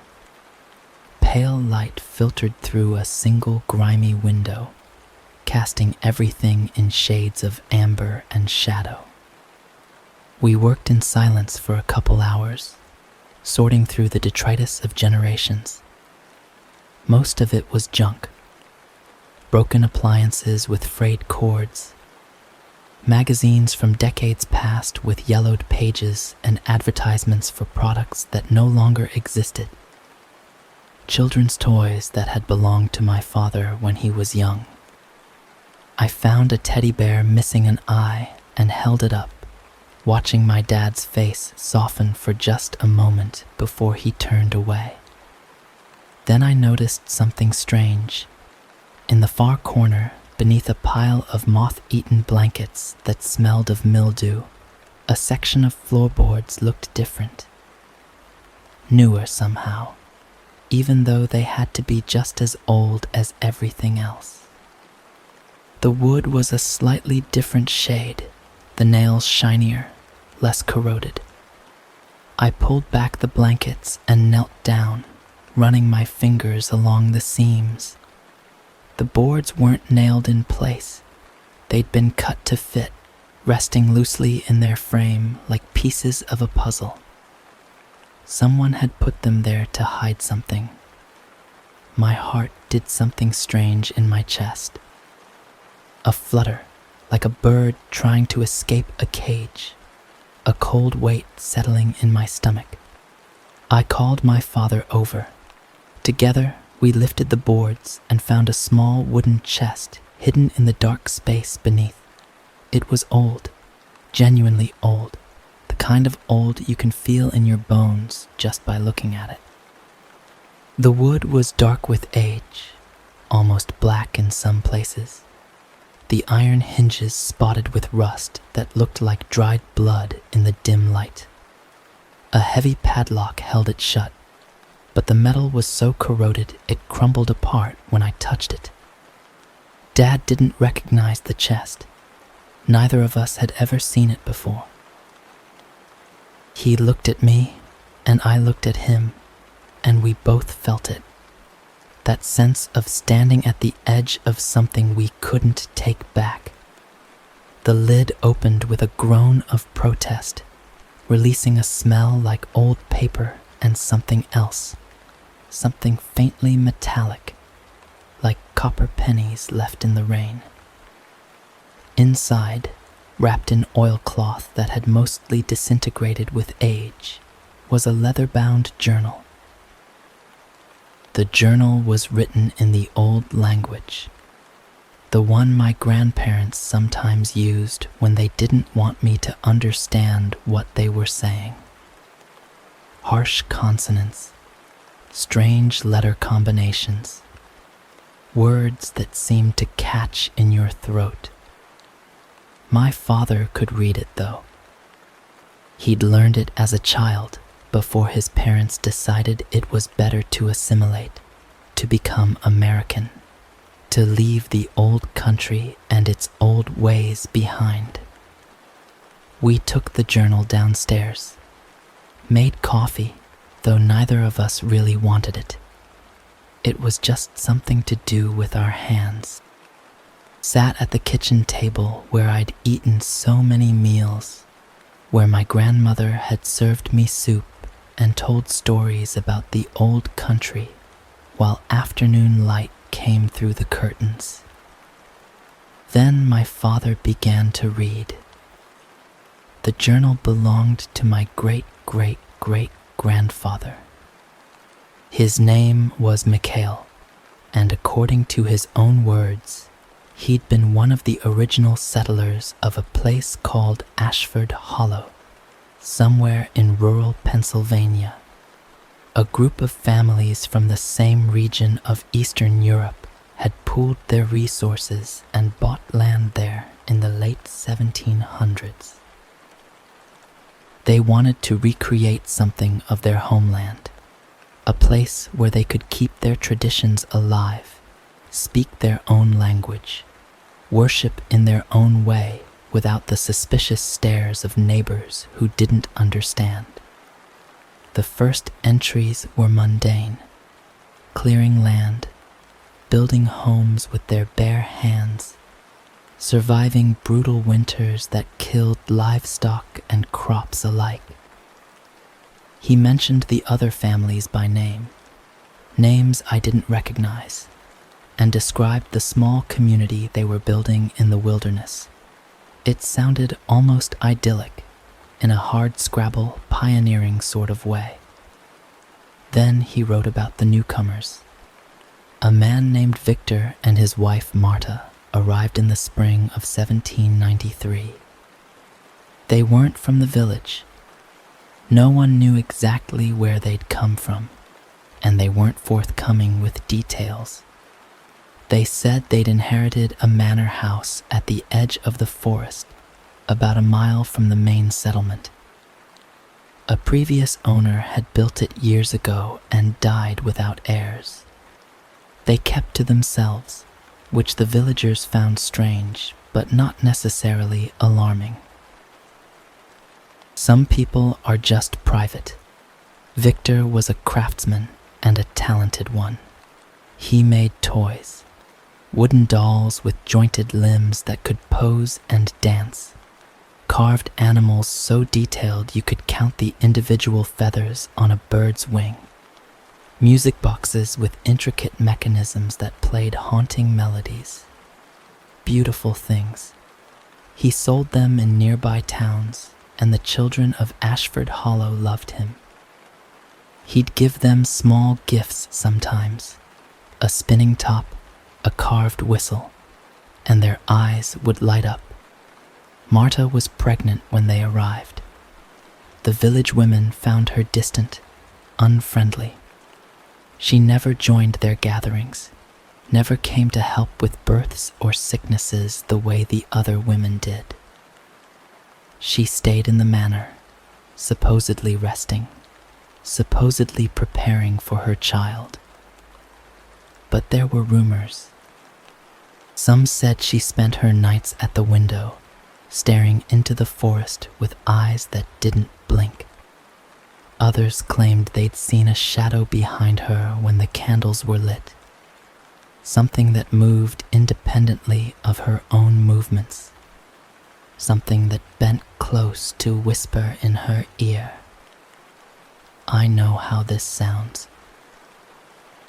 Like the setup for a fairy tale, or one of those stories my grandfather used to tell me when the lights were low. But Mikhail's writing wasn't fanciful. It was matter of fact, almost clinical, like a man documenting events for a record he hoped no one would ever have to read. He was writing down what he'd seen and heard, nothing more. The trouble started in the fall.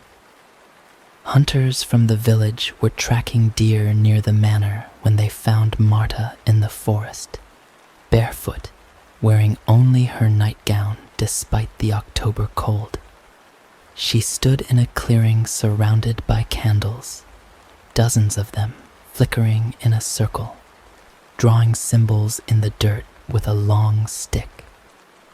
Strange symbols, ones the hunters didn't recognize, shapes that seemed to squirm when you looked at them directly. And she was speaking, her lips moving constantly, though her voice was too low to make out the words. They said it didn't sound like any language they knew. It sounded older, darker, like something that shouldn't be spoken by human tongues. They ran back to the village. Within the hour, the elders had gathered everyone in the tavern. You have to understand the time, the place, the people. This was 1793. The witch trials had happened only a century before, and the fear of them hadn't faded. These were isolated people, far from any real authority, holding on to beliefs passed down for generations. They believed evil was real, tangible, something that could take root in a person and corrupt them from within. When the hunters told their story, the villagers believed they had a witch in their midst. What happened next? I'm going to tell you what Mikhail wrote, but understand something first. These were frightened people, terrified. They'd built a new life in a new land, and they thought something had followed them here, something that threatened their children, their families, everything they'd worked so hard to create. Fear makes people do terrible things. I don't say this to excuse them. Nothing could excuse what they did. But I need you to understand how it happened. The mob formed quickly. Men grabbing whatever weapons they could find, axes, pitchforks, hunting knives. Mikhail wrote that he tried to argue for caution, for investigation, for giving Victor and Marta a chance to explain, but his voice was drowned out by the shouting, the fear, the rage. Someone put a blade in his hand. He didn't drop it. They marched to the manor. Victor was working when they burst through the door. Seated at his workbench, surrounded by wood shavings and tools, putting the finishing touches on a doll, he looked up with such surprise, such innocent confusion. He never had a chance to explain, to defend himself or his wife. The villagers had already made their decision. The verdict was guilty before the trial began. Mikhail's account of what happened next is fragmented. The handwriting changes, becomes shakier, harder to read, like his hand was trembling as he wrote. He describes noise, chaos, screaming that seemed to go on forever. He writes about Marta's eyes when she came downstairs, how they changed when she understood what was happening, how something else seemed to look out from behind them. Something ancient, something furious. He writes about what they did to Victor, not in detail, thank God, but enough to understand. They wanted Marta to confess, to admit she'd been practicing dark arts. She said nothing, just watched with those terrible eyes as they made her husband pay for her silence. When they finished with Victor, they turned to Marta. They built a fire. They tied her to a stake. She didn't speak as they poured the oil, didn't plead or beg or try to explain. But when they lit the flames, when the fire began to climb her body, her voice finally broke free. She called upon something, named it, invited it to bear witness and take revenge on everyone who had wronged her. She cursed every person present, every family line, every child yet to be born. Her voice wasn't human by the end, Mikhail wrote. It was layered, like many voices speaking at once, echoing off the trees long after she stopped breathing. After it was over, an old woman from the village searched the manor. She found Marta's papers, letters, notes, what appeared to be a diary of her own. Marta hadn't been summoning anything. She'd been trying to get rid of something. An entity that had attached itself to her during a ritual gone wrong in the old country. A seance where something answered that shouldn't have. The symbols in the forest, the chanting. It wasn't dark magic. It was a banishment. A desperate attempt to drive out the thing that had been tormenting her. She'd come to America to escape it. and the villagers had just killed the only person who knew how to fight it. The old woman told them what she'd found. She warned them the curse was real, that they needed to bury the bodies properly, feet first, to prevent it from taking root.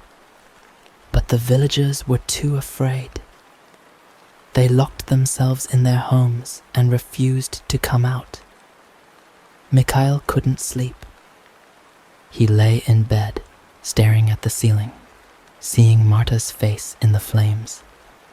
Around midnight, guilt drove him from his bed. He would bury the bodies himself.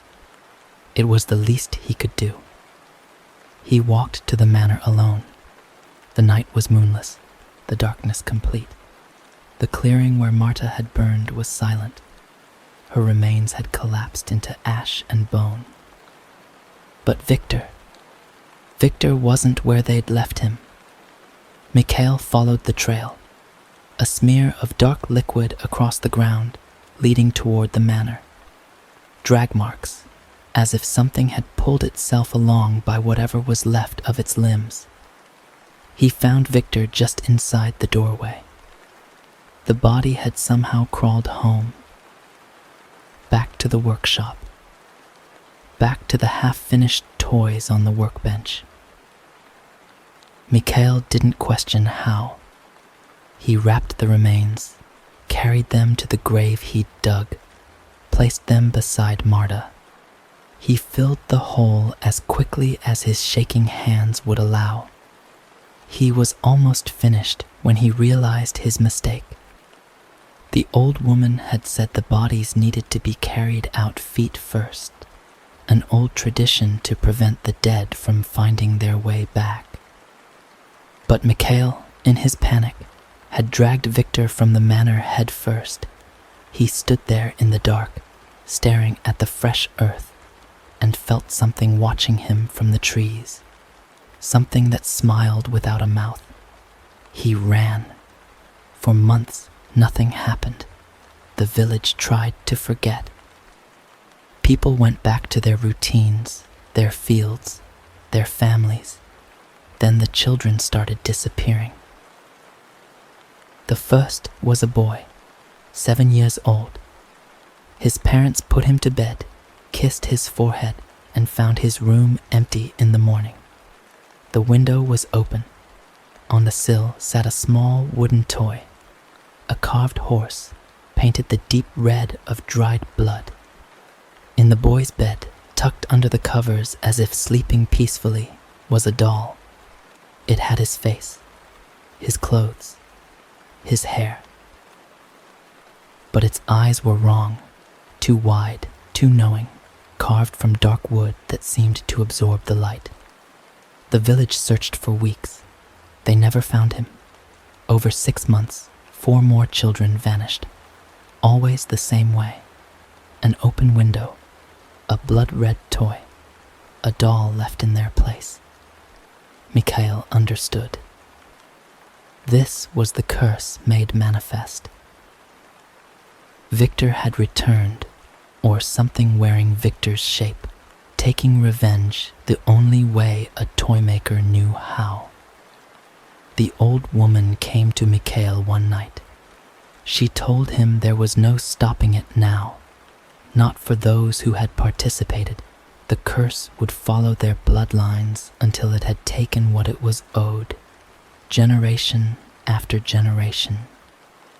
The only hope was to leave, to put as much distance as possible between his family and this place.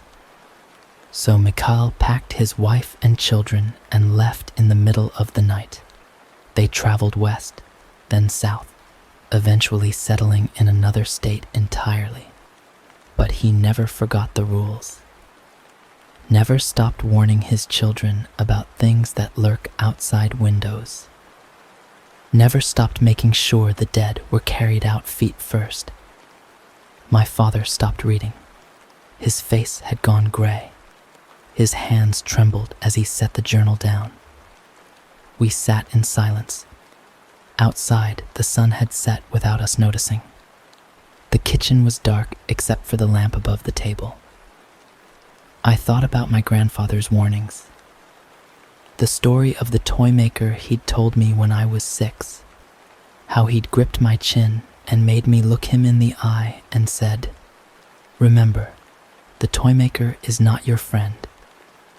I thought about my grandmother at my grandfather's funeral, watching the coffin as my uncles turned it around to make sure he doesn't come back. They knew. All this time, they knew. And they never told us why. That night, I couldn't sleep. Every time I closed my eyes, I saw Mikhail's words in that spidery handwriting. I saw Victor's body dragging itself across the floor. I saw children's faces carved into wood. I checked every window in my apartment 3 times. The next day, I started researching. I had to know if any of it was true. What I found made my blood go cold. Ashford Hollow exists. About 4 hours from where I live, a tiny community barely on the map. According to records, it was founded in the late 1700s by Eastern European immigrants. The original settlement was abandoned in the early 1800s after a series of unexplained disappearances, primarily children. The records mention a fire at a manor house, 2 bodies, a husband and wife. Cause of death listed as accident. The current town was rebuilt a mile away, but the old village is still there, abandoned, overgrown. You can find it on satellite maps, a cluster of collapsed structures at the edge of a forest, and the manor house, it's still standing. I spent 2 weeks telling myself I wasn't going to go, that it was insane. But I couldn't stop thinking about it. Couldn't stop dreaming about it. In my dreams, I walked through a dark forest toward a house that seemed to breathe. I heard a sound like dragging, like something pulling itself across a wooden floor. Last weekend, I went. I didn't tell my father. Didn't tell anyone. Just got in my car Saturday morning and drove. 4 hours of highway. Then back roads, winding through hills. Then dirt tracks that weren't really roads. My GPS gave up 30 minutes before I arrived. The modern town of Ashford Hollow is small, maybe 200 people. A gas station, a church, a general store. I stopped for gas and asked the attendant about the old village. The way he looked at me, I knew he knew something. His face closed off like a door slamming. "Nobody goes out there," he said. "Nothing to see but ruins. And ghosts, if you believe in that sort of thing." It took another hour to find the old village. The road was barely passable. Branches scraped my car.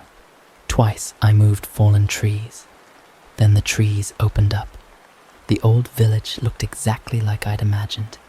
Collapsed buildings, wooden bones exposed, overgrown fields returning to forest. And at the far edge, visible through the trees, the dark shape of a larger structure, the manor house. I parked and sat there. The afternoon sun was fading. Through my windshield, I could see the path into the forest.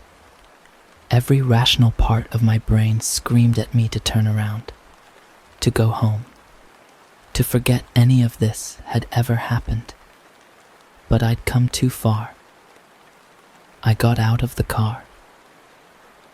The air was different here, colder than it should have been for early autumn. Still, like the forest was holding its breath.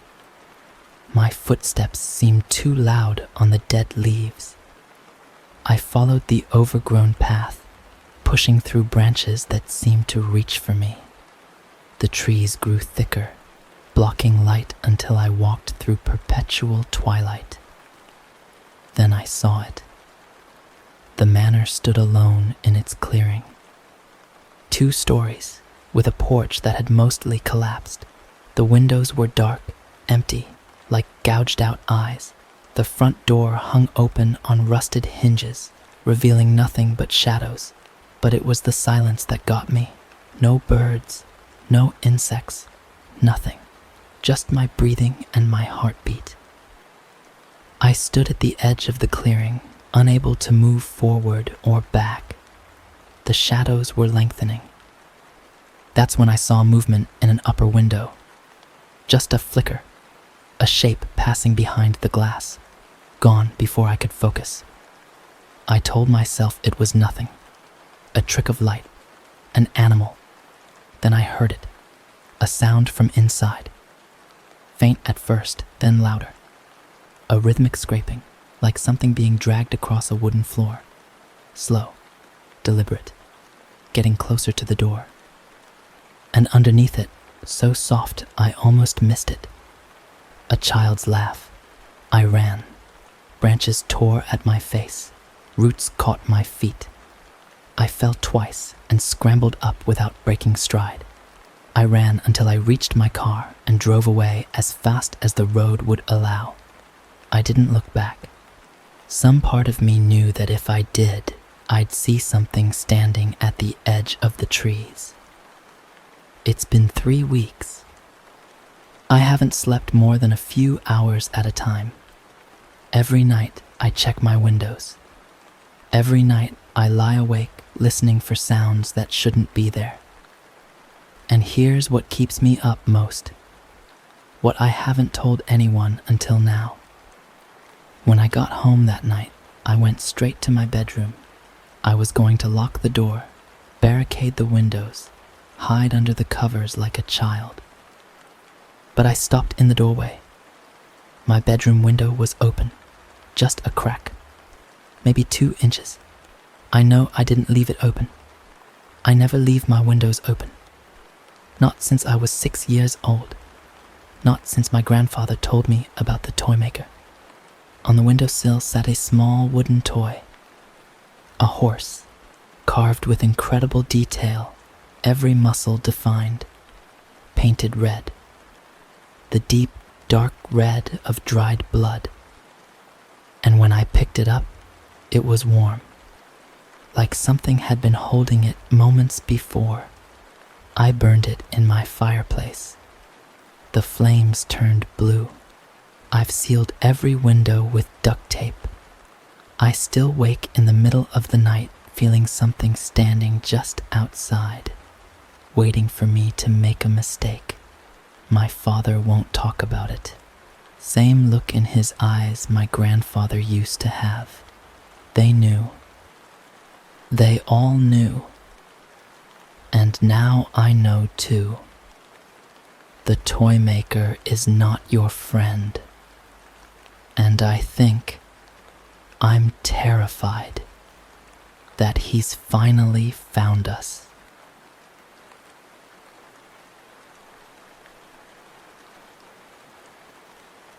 I still check the license plate, every single time. It doesn't matter if it's broad daylight, if I'm running late for a meeting, if the rain is coming down so hard I can barely see. I check the plate, I check the driver's face against the photo, and I check the make and model of the car. 3 things, every time. My therapist says it's a healthy habit now, not an obsession anymore.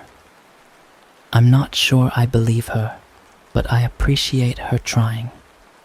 She's been patient with me through all of this, more patient than I probably deserve. What I'm about to tell you happened 8 months ago in Chicago. I've gone back and forth on whether to share this story publicly, mostly because I'm still not entirely sure what the end goal was. The police have theories. I have theories. None of them are particularly comforting, but I've decided that if even one person reads this and pays a little more attention the next time they order a ride. It'll be worth the discomfort of reliving it all again. It was a Friday night in late October, the kind of cold that sneaks up on you. Not quite winter, but enough to make you regret leaving your heavier jacket at home. The wind came off the lake in sharp gusts, cutting through my blazer like it wasn't even there. I'd been out with some coworkers at a bar in River North, one of those places with exposed brick and $17 cocktails that taste like someone set a pine tree on fire. The kind of place where everyone's trying a little too hard to look like they belong. I'd had 3 drinks over the course of 4 hours, enough to feel loose, but nowhere near drunk. I remember that detail specifically because I've replayed it in my head 1,000 times since. I wasn't impaired. My judgment was fine. That's what makes it worse, somehow. The bar had been crowded, full of the usual Friday night energy. People laughing too loud, the bass from the speakers thumping against my chest, the bartender moving like a dancer behind the counter. I'd spent most of the night talking to my coworker Sarah about nothing in particular. Office politics, her upcoming vacation to Portugal, the new project manager who nobody could stand. The kind of conversation you forget 5 minutes after having it. Around 11:30, I decided to call it a night. I had a date the next morning, brunch with a woman I'd met on Hinge, and I wanted to be sharp. Her name was Emily. We'd been texting for about 2 weeks, and this was going to be our first time meeting in person. I was nervous about it in a good way, the kind of nervous that makes you feel alive. So I said my goodbyes, gave Sarah a half hug, and stepped out onto the sidewalk. The cold hit me immediately, sobering in the way only Chicago wind can be. I pulled up the Uber app on my phone and requested a ride home. My apartment was in Lincoln Park, about 20 minutes away depending on traffic. The app showed 7 minutes until pickup. A driver named David, silver Honda Accord, license plate ending in 742. I found a spot under an awning where the wind wasn't quite as brutal and scrolled through my notifications while I waited. Work emails I'd deal with Monday. A text from my mom asking if I'd eaten dinner. A notification from ESPN about a game I didn't care about. The usual stuff. I wasn't paying attention to the world around me. I was just killing time, waiting for my ride. A silver Honda Accord pulled up to the curb about 5 minutes later. I glanced at my phone. The app still showed 3 minutes until arrival. But sometimes the estimates are off. Drivers take shortcuts, find faster routes, beat the algorithm. It happens. The car looked right. Silver Accord, just like the app promised. The driver rolled down the passenger window and leaned over. His face was partially shadowed, but I could make out the general features. White guy, thin, short gray hair. "Marcus?" he called out. I hesitated for just a second. Something in the back of my mind, some primitive survival instinct, told me to wait, to check. But it was cold, and I was tired, and he knew my name. He'd said my name. So I ignored the instinct. "Yeah, that's me," I said, already reaching for the door handle. "Hop in, man. Cold out there." I climbed into the back seat and immediately felt the warmth of the heater wash over me. The car smelled faintly of pine air freshener, the little tree kind that hangs from the rearview mirror. There was a water bottle in the cup holder up front, half empty. The seats were clean, no trash anywhere. It looked like a normal Uber, the same as the dozens I'd taken before. I settled in, pulled out my phone, and started typing out a response to a group chat I'd been ignoring all evening. My college friends were planning a trip to Vegas for someone's birthday, and the thread had exploded with messages while I was at the bar. I scrolled through them, adding a few comments of my own, not really paying attention to anything else. "Long night?" the driver asked as he pulled away from the curb. "Not too bad. Just some drinks with coworkers." Nice, nice. Gotta unwind sometimes, you know? Work can really get to you. What do you do? Marketing. Nothing exciting. Hey, someone's gotta do it, right? I used to work in sales myself. Car sales. Did that for almost 15 years before I started driving. Oh yeah? Why'd you switch? Flexibility mostly. Set your own hours. No boss breathing down your neck. Gets lonely sometimes though. That's why I like to chat with my passengers. Makes the night go faster. I made some non-committal noise of agreement, not really paying attention. I was focused on my phone, on the conversation happening in the group chat, on the little dots indicating someone was typing. It's embarrassing to admit now, but I didn't look up for at least 10 minutes. Maybe longer. The car was warm, the heater humming softly, and I let myself drift into the comfortable cocoon of distraction that my phone provided. When I finally did look up, I felt the first small prickle of something wrong. We were on a street I didn't recognize. That in itself wasn't unusual. I'd only lived in Chicago for about 2 years, and the city was massive. There were entire neighborhoods I'd never set foot in. But something about the buildings didn't look right. They were older, more industrial. Warehouses with dark windows and loading docks covered in graffiti. Empty lots surrounded by chain-link fences topped with rusted barbed wire. The streetlights were spaced farther apart here, pools of orange glow separated by long stretches of darkness. This wasn't the way to Lincoln Park. I pulled up the Uber app to check our route. That's when I saw the notification. "Your driver is arriving now." I stared at it for a long moment, my beer-loosened brain struggling to process what I was seeing. The app showed a little car icon sitting outside the bar I'd left nearly 15 minutes ago. The driver's name was David. His photo showed a heavy-set black man with a friendly smile and a Cubs hat. I looked at the rear-view mirror, at the reflection of the man driving.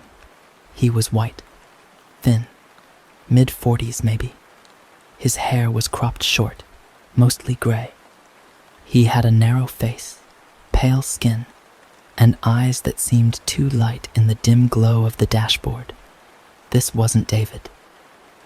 "Hey," I said, trying to keep my voice casual, trying not to let the sudden spike of adrenaline show.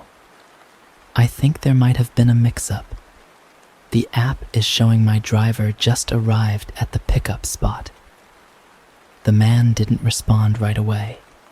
His eyes flicked to the rearview mirror, meeting mine for just a moment, and then back to the road. There was something in that look, something cold and assessing, that made my stomach clench. "App's been glitchy all night," he said. His voice was the same as before, friendly and relaxed, but now it sounded different to me. Rehearsed. "You're my third pickup. Same thing happened with the others." It was a reasonable explanation. App's glitch. Technology fails. It happens all the time. I wanted to believe him.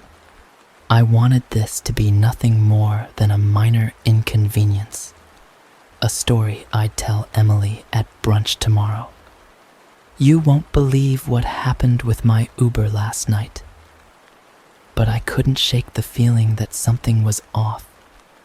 The way his eyes had met mine in the mirror, there was something calculating there, something patient, like a predator sizing up its prey. Could you pull over? I asked. I think I should just sort this out with the app. Maybe request a new ride and make sure I get charged correctly. We're almost there, man. Just a few more minutes. No point in making you wait out in the cold again. I looked out the window. We were passing under an overpass now, the orange sodium lights casting everything in a sickly glow. Concrete pillars covered in spray paint, trash blowing across the empty road. I didn't see any other cars, no pedestrians, no signs of life at all. Just darkness and decay stretching out in every direction. Where exactly are we? I asked. Taking the back way. Traffic was bad on the main roads. I opened my mouth to argue, to point out that it was nearly midnight on a Friday, and the roads had been practically empty when I'd gotten in the car. But before I could say anything, my phone buzzed. A text from David, my actual Uber driver. Hey, I'm at the pickup spot. Are you still coming out? My stomach dropped. The world seemed to narrow down to a single point, that message on my screen. The irrefutable proof that I was in the wrong car with the wrong person, heading somewhere I did not want to go. Pull over, I said more firmly this time. I tried to keep the fear out of my voice, but I could hear it creeping in, making my words come out tight and strained. Right now, I need to get out. The driver's eyes met mine in the mirror again. This time, he didn't look away. His expression hadn't changed, still that same flat calm, but something in his eyes had shifted. A kind of acknowledgement, a recognition that the game had changed. Can't do that, Marcus. The sound of my name in his mouth made my skin crawl. It was too familiar, too comfortable. Like he'd been saying it to himself all night, practicing it, tasting it on his tongue. Let me out of the car. My voice was shaking now. I didn't care anymore. Just relax, we're almost there. I reached for the door handle, pulled it. Nothing happened. I pulled again, harder, throwing my shoulder against the door. The handle moved, but the door stayed shut. Child locks. He'd engaged the child locks. I was trapped in the backseat of a car with a stranger, speeding through an industrial wasteland, and there was nothing I could do about it. What the hell is this? I demanded, my voice cracking. What are you doing? Where are you taking me? He didn't answer.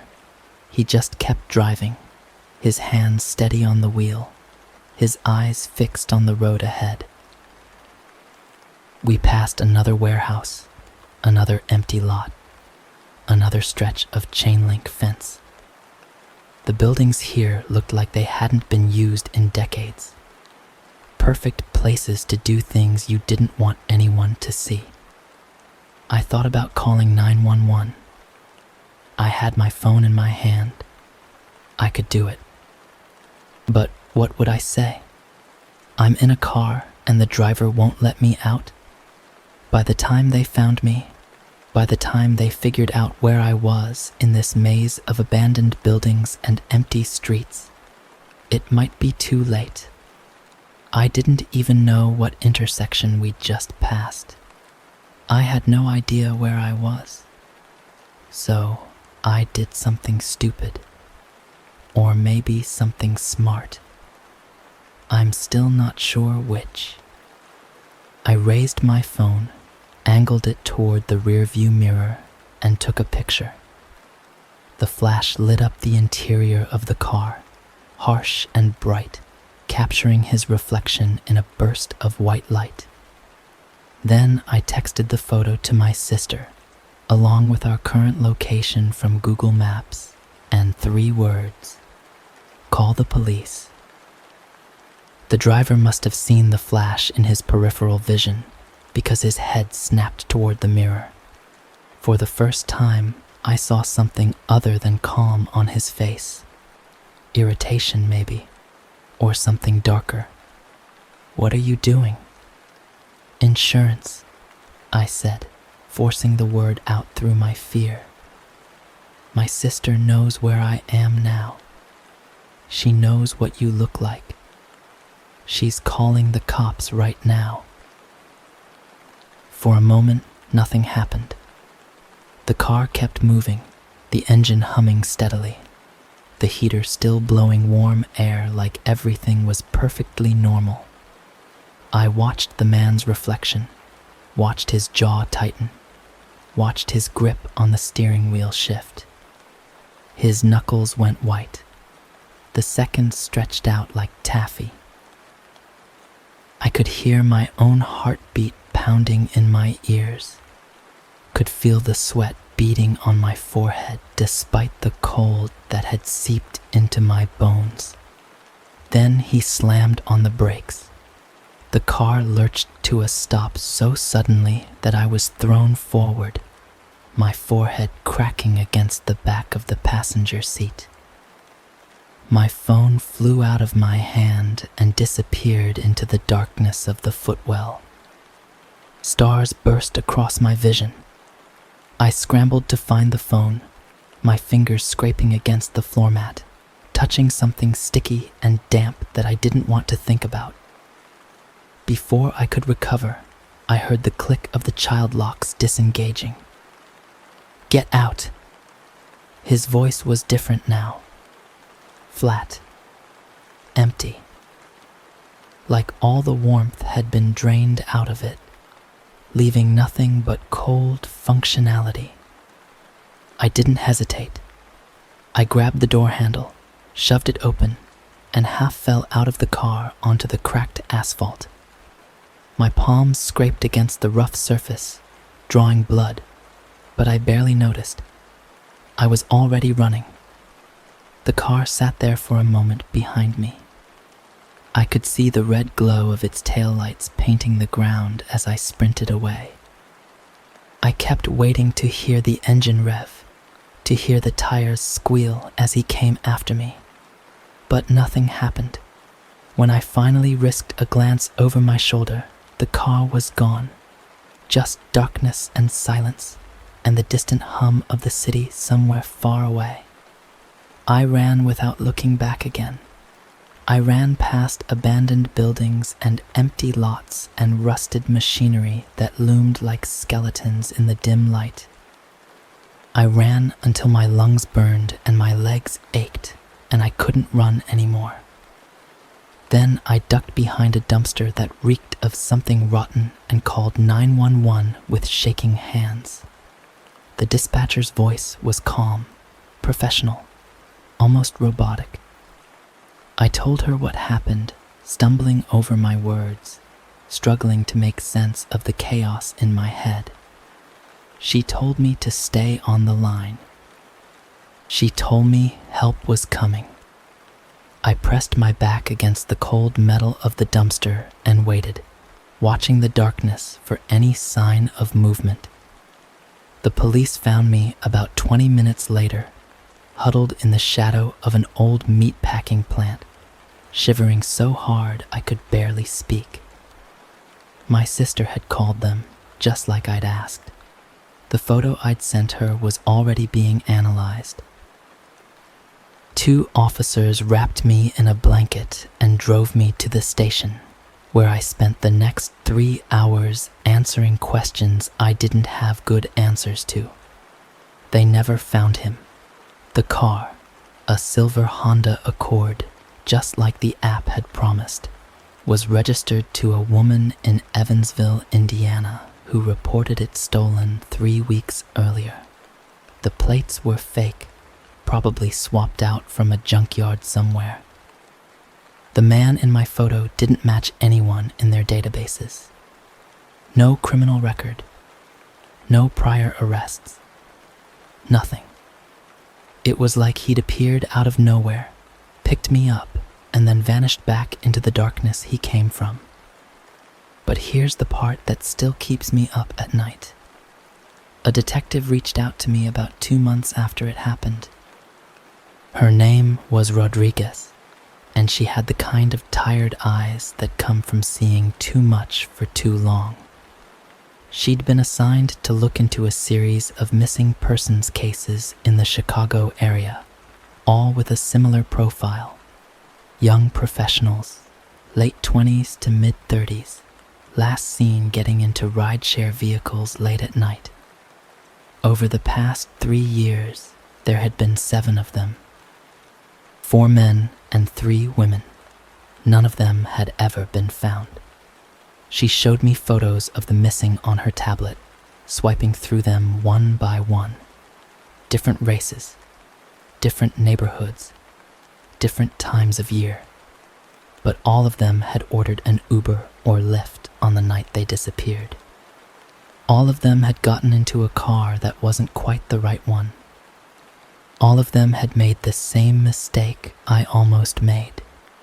She asked if I could identify any of the other victims, if maybe I'd seen them that night or in the days leading up to it. I couldn't. They were strangers to me, just like I was a stranger to them. Just faces on a detective's tablet, connected by nothing but bad luck and a silver car and a man with gray hair and flat eyes. I asked her why he'd let me go. Why, after all those others, he'd just stopped the car and told me to get out. She didn't have a good answer. Her best guess was that I'd spooked him, that the photo, the text to my sister, the threat of immediate police involvement had made me more trouble than I was worth. Or maybe he just wasn't ready that night. Maybe I'd caught him on an off day, a day when he wasn't quite committed to going through with whatever it was he had planned. Or maybe it was something else entirely, something I'd never understand.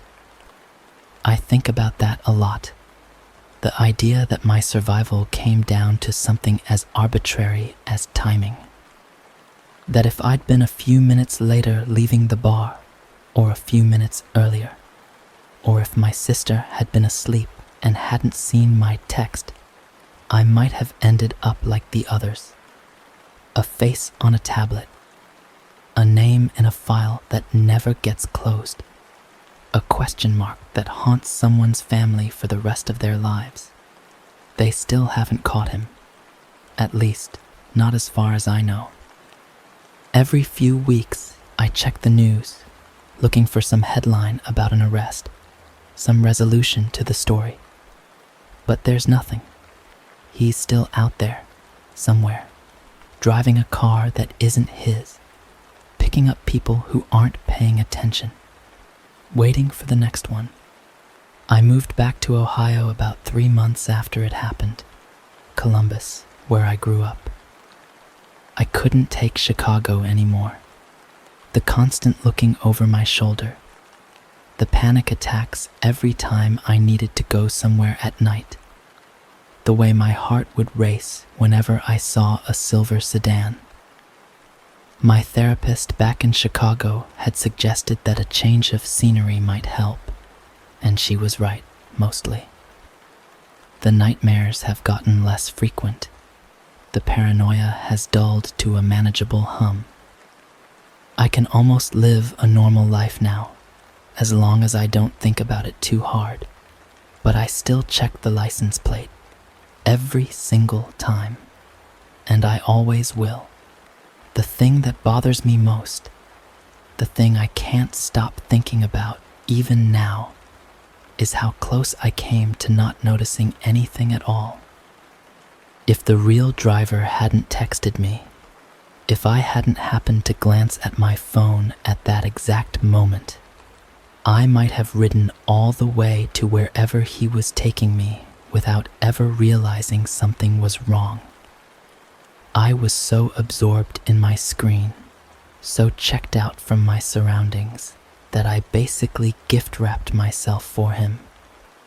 And I don't think I was unusual in that. I think most people are the same way. We order a car, we get in, we bury ourselves in our phones until we arrive. We trust the system to keep us safe, trust that the person behind the wheel is who they're supposed to be. We've outsourced our vigilance to an app, and we've forgotten how to use our own eyes and ears and instincts. But the system doesn't keep us safe. It just makes us feel safe. And there's a difference. Detective Rodriguez told me once that predators like this, the ones who plan, who prepare, who study their targets, they count on that false sense of security. They exploit it. They know that people trust the system, and they use that trust as a weapon. It's not that the apps are dangerous. It's that we've let them make us complacent. I never went on that brunch date with Emily. I called her the next morning from the police station and told her something had come up. I didn't explain what. We rescheduled twice, but by then the moment had passed. She probably thought I was flaky or that I'd lost interest. I never corrected her. I didn't know how to explain that I'd spent the night before convinced I was going to die, that I'd hidden behind a dumpster in an abandoned industrial park waiting for the police to find me. That felt like too much to put on a first date. Sometimes I wonder what their last moments were like. The 7 missing people. If they realized what was happening before it was too late, or if they stayed oblivious until the very end, scrolling through Instagram while their lives slipped away. I wonder if they screamed, if they fought, if they begged. I wonder if any of them managed to send a text like I did, and if the message just didn't get through in time. I wonder if he said their names too, in that same rehearsed way, like he'd been practicing, like he knew them. That thought sends me to a dark place, and my therapist has told me I need to stop going there. You can't save them, she says. You can only save yourself. And I know she's right. I know that obsessing over what happened to those 7 people won't bring them back, won't give their families closure, won't do anything except tear me apart from the inside. But I can't help it, because I was supposed to be number 8. And somehow, for some reason, I wasn't. He said my name. Before I even got in the car, before I confirmed who I was, he rolled down the window and said, "Marcus." How did he know my name? I've thought about this more than anything else. The police suggested he might have been watching me, following me. Maybe he'd been staking out the bar, waiting for someone to order a ride, and then he intercepted the request somehow, spoofed the app, hacked into the system, something like that. But that would require planning, sophistication, the kind of resources that don't fit with the image of a lone predator in a stolen car. I have another theory, one that I haven't shared with anyone, not even my therapist. What if he just watched me type? What if he was standing somewhere nearby, on the sidewalk, in a doorway, in the shadow of a building, and he saw me pull out my phone? What if he got close enough to see my screen, to see the name and the destination and the make and model of the car that was coming to pick me up?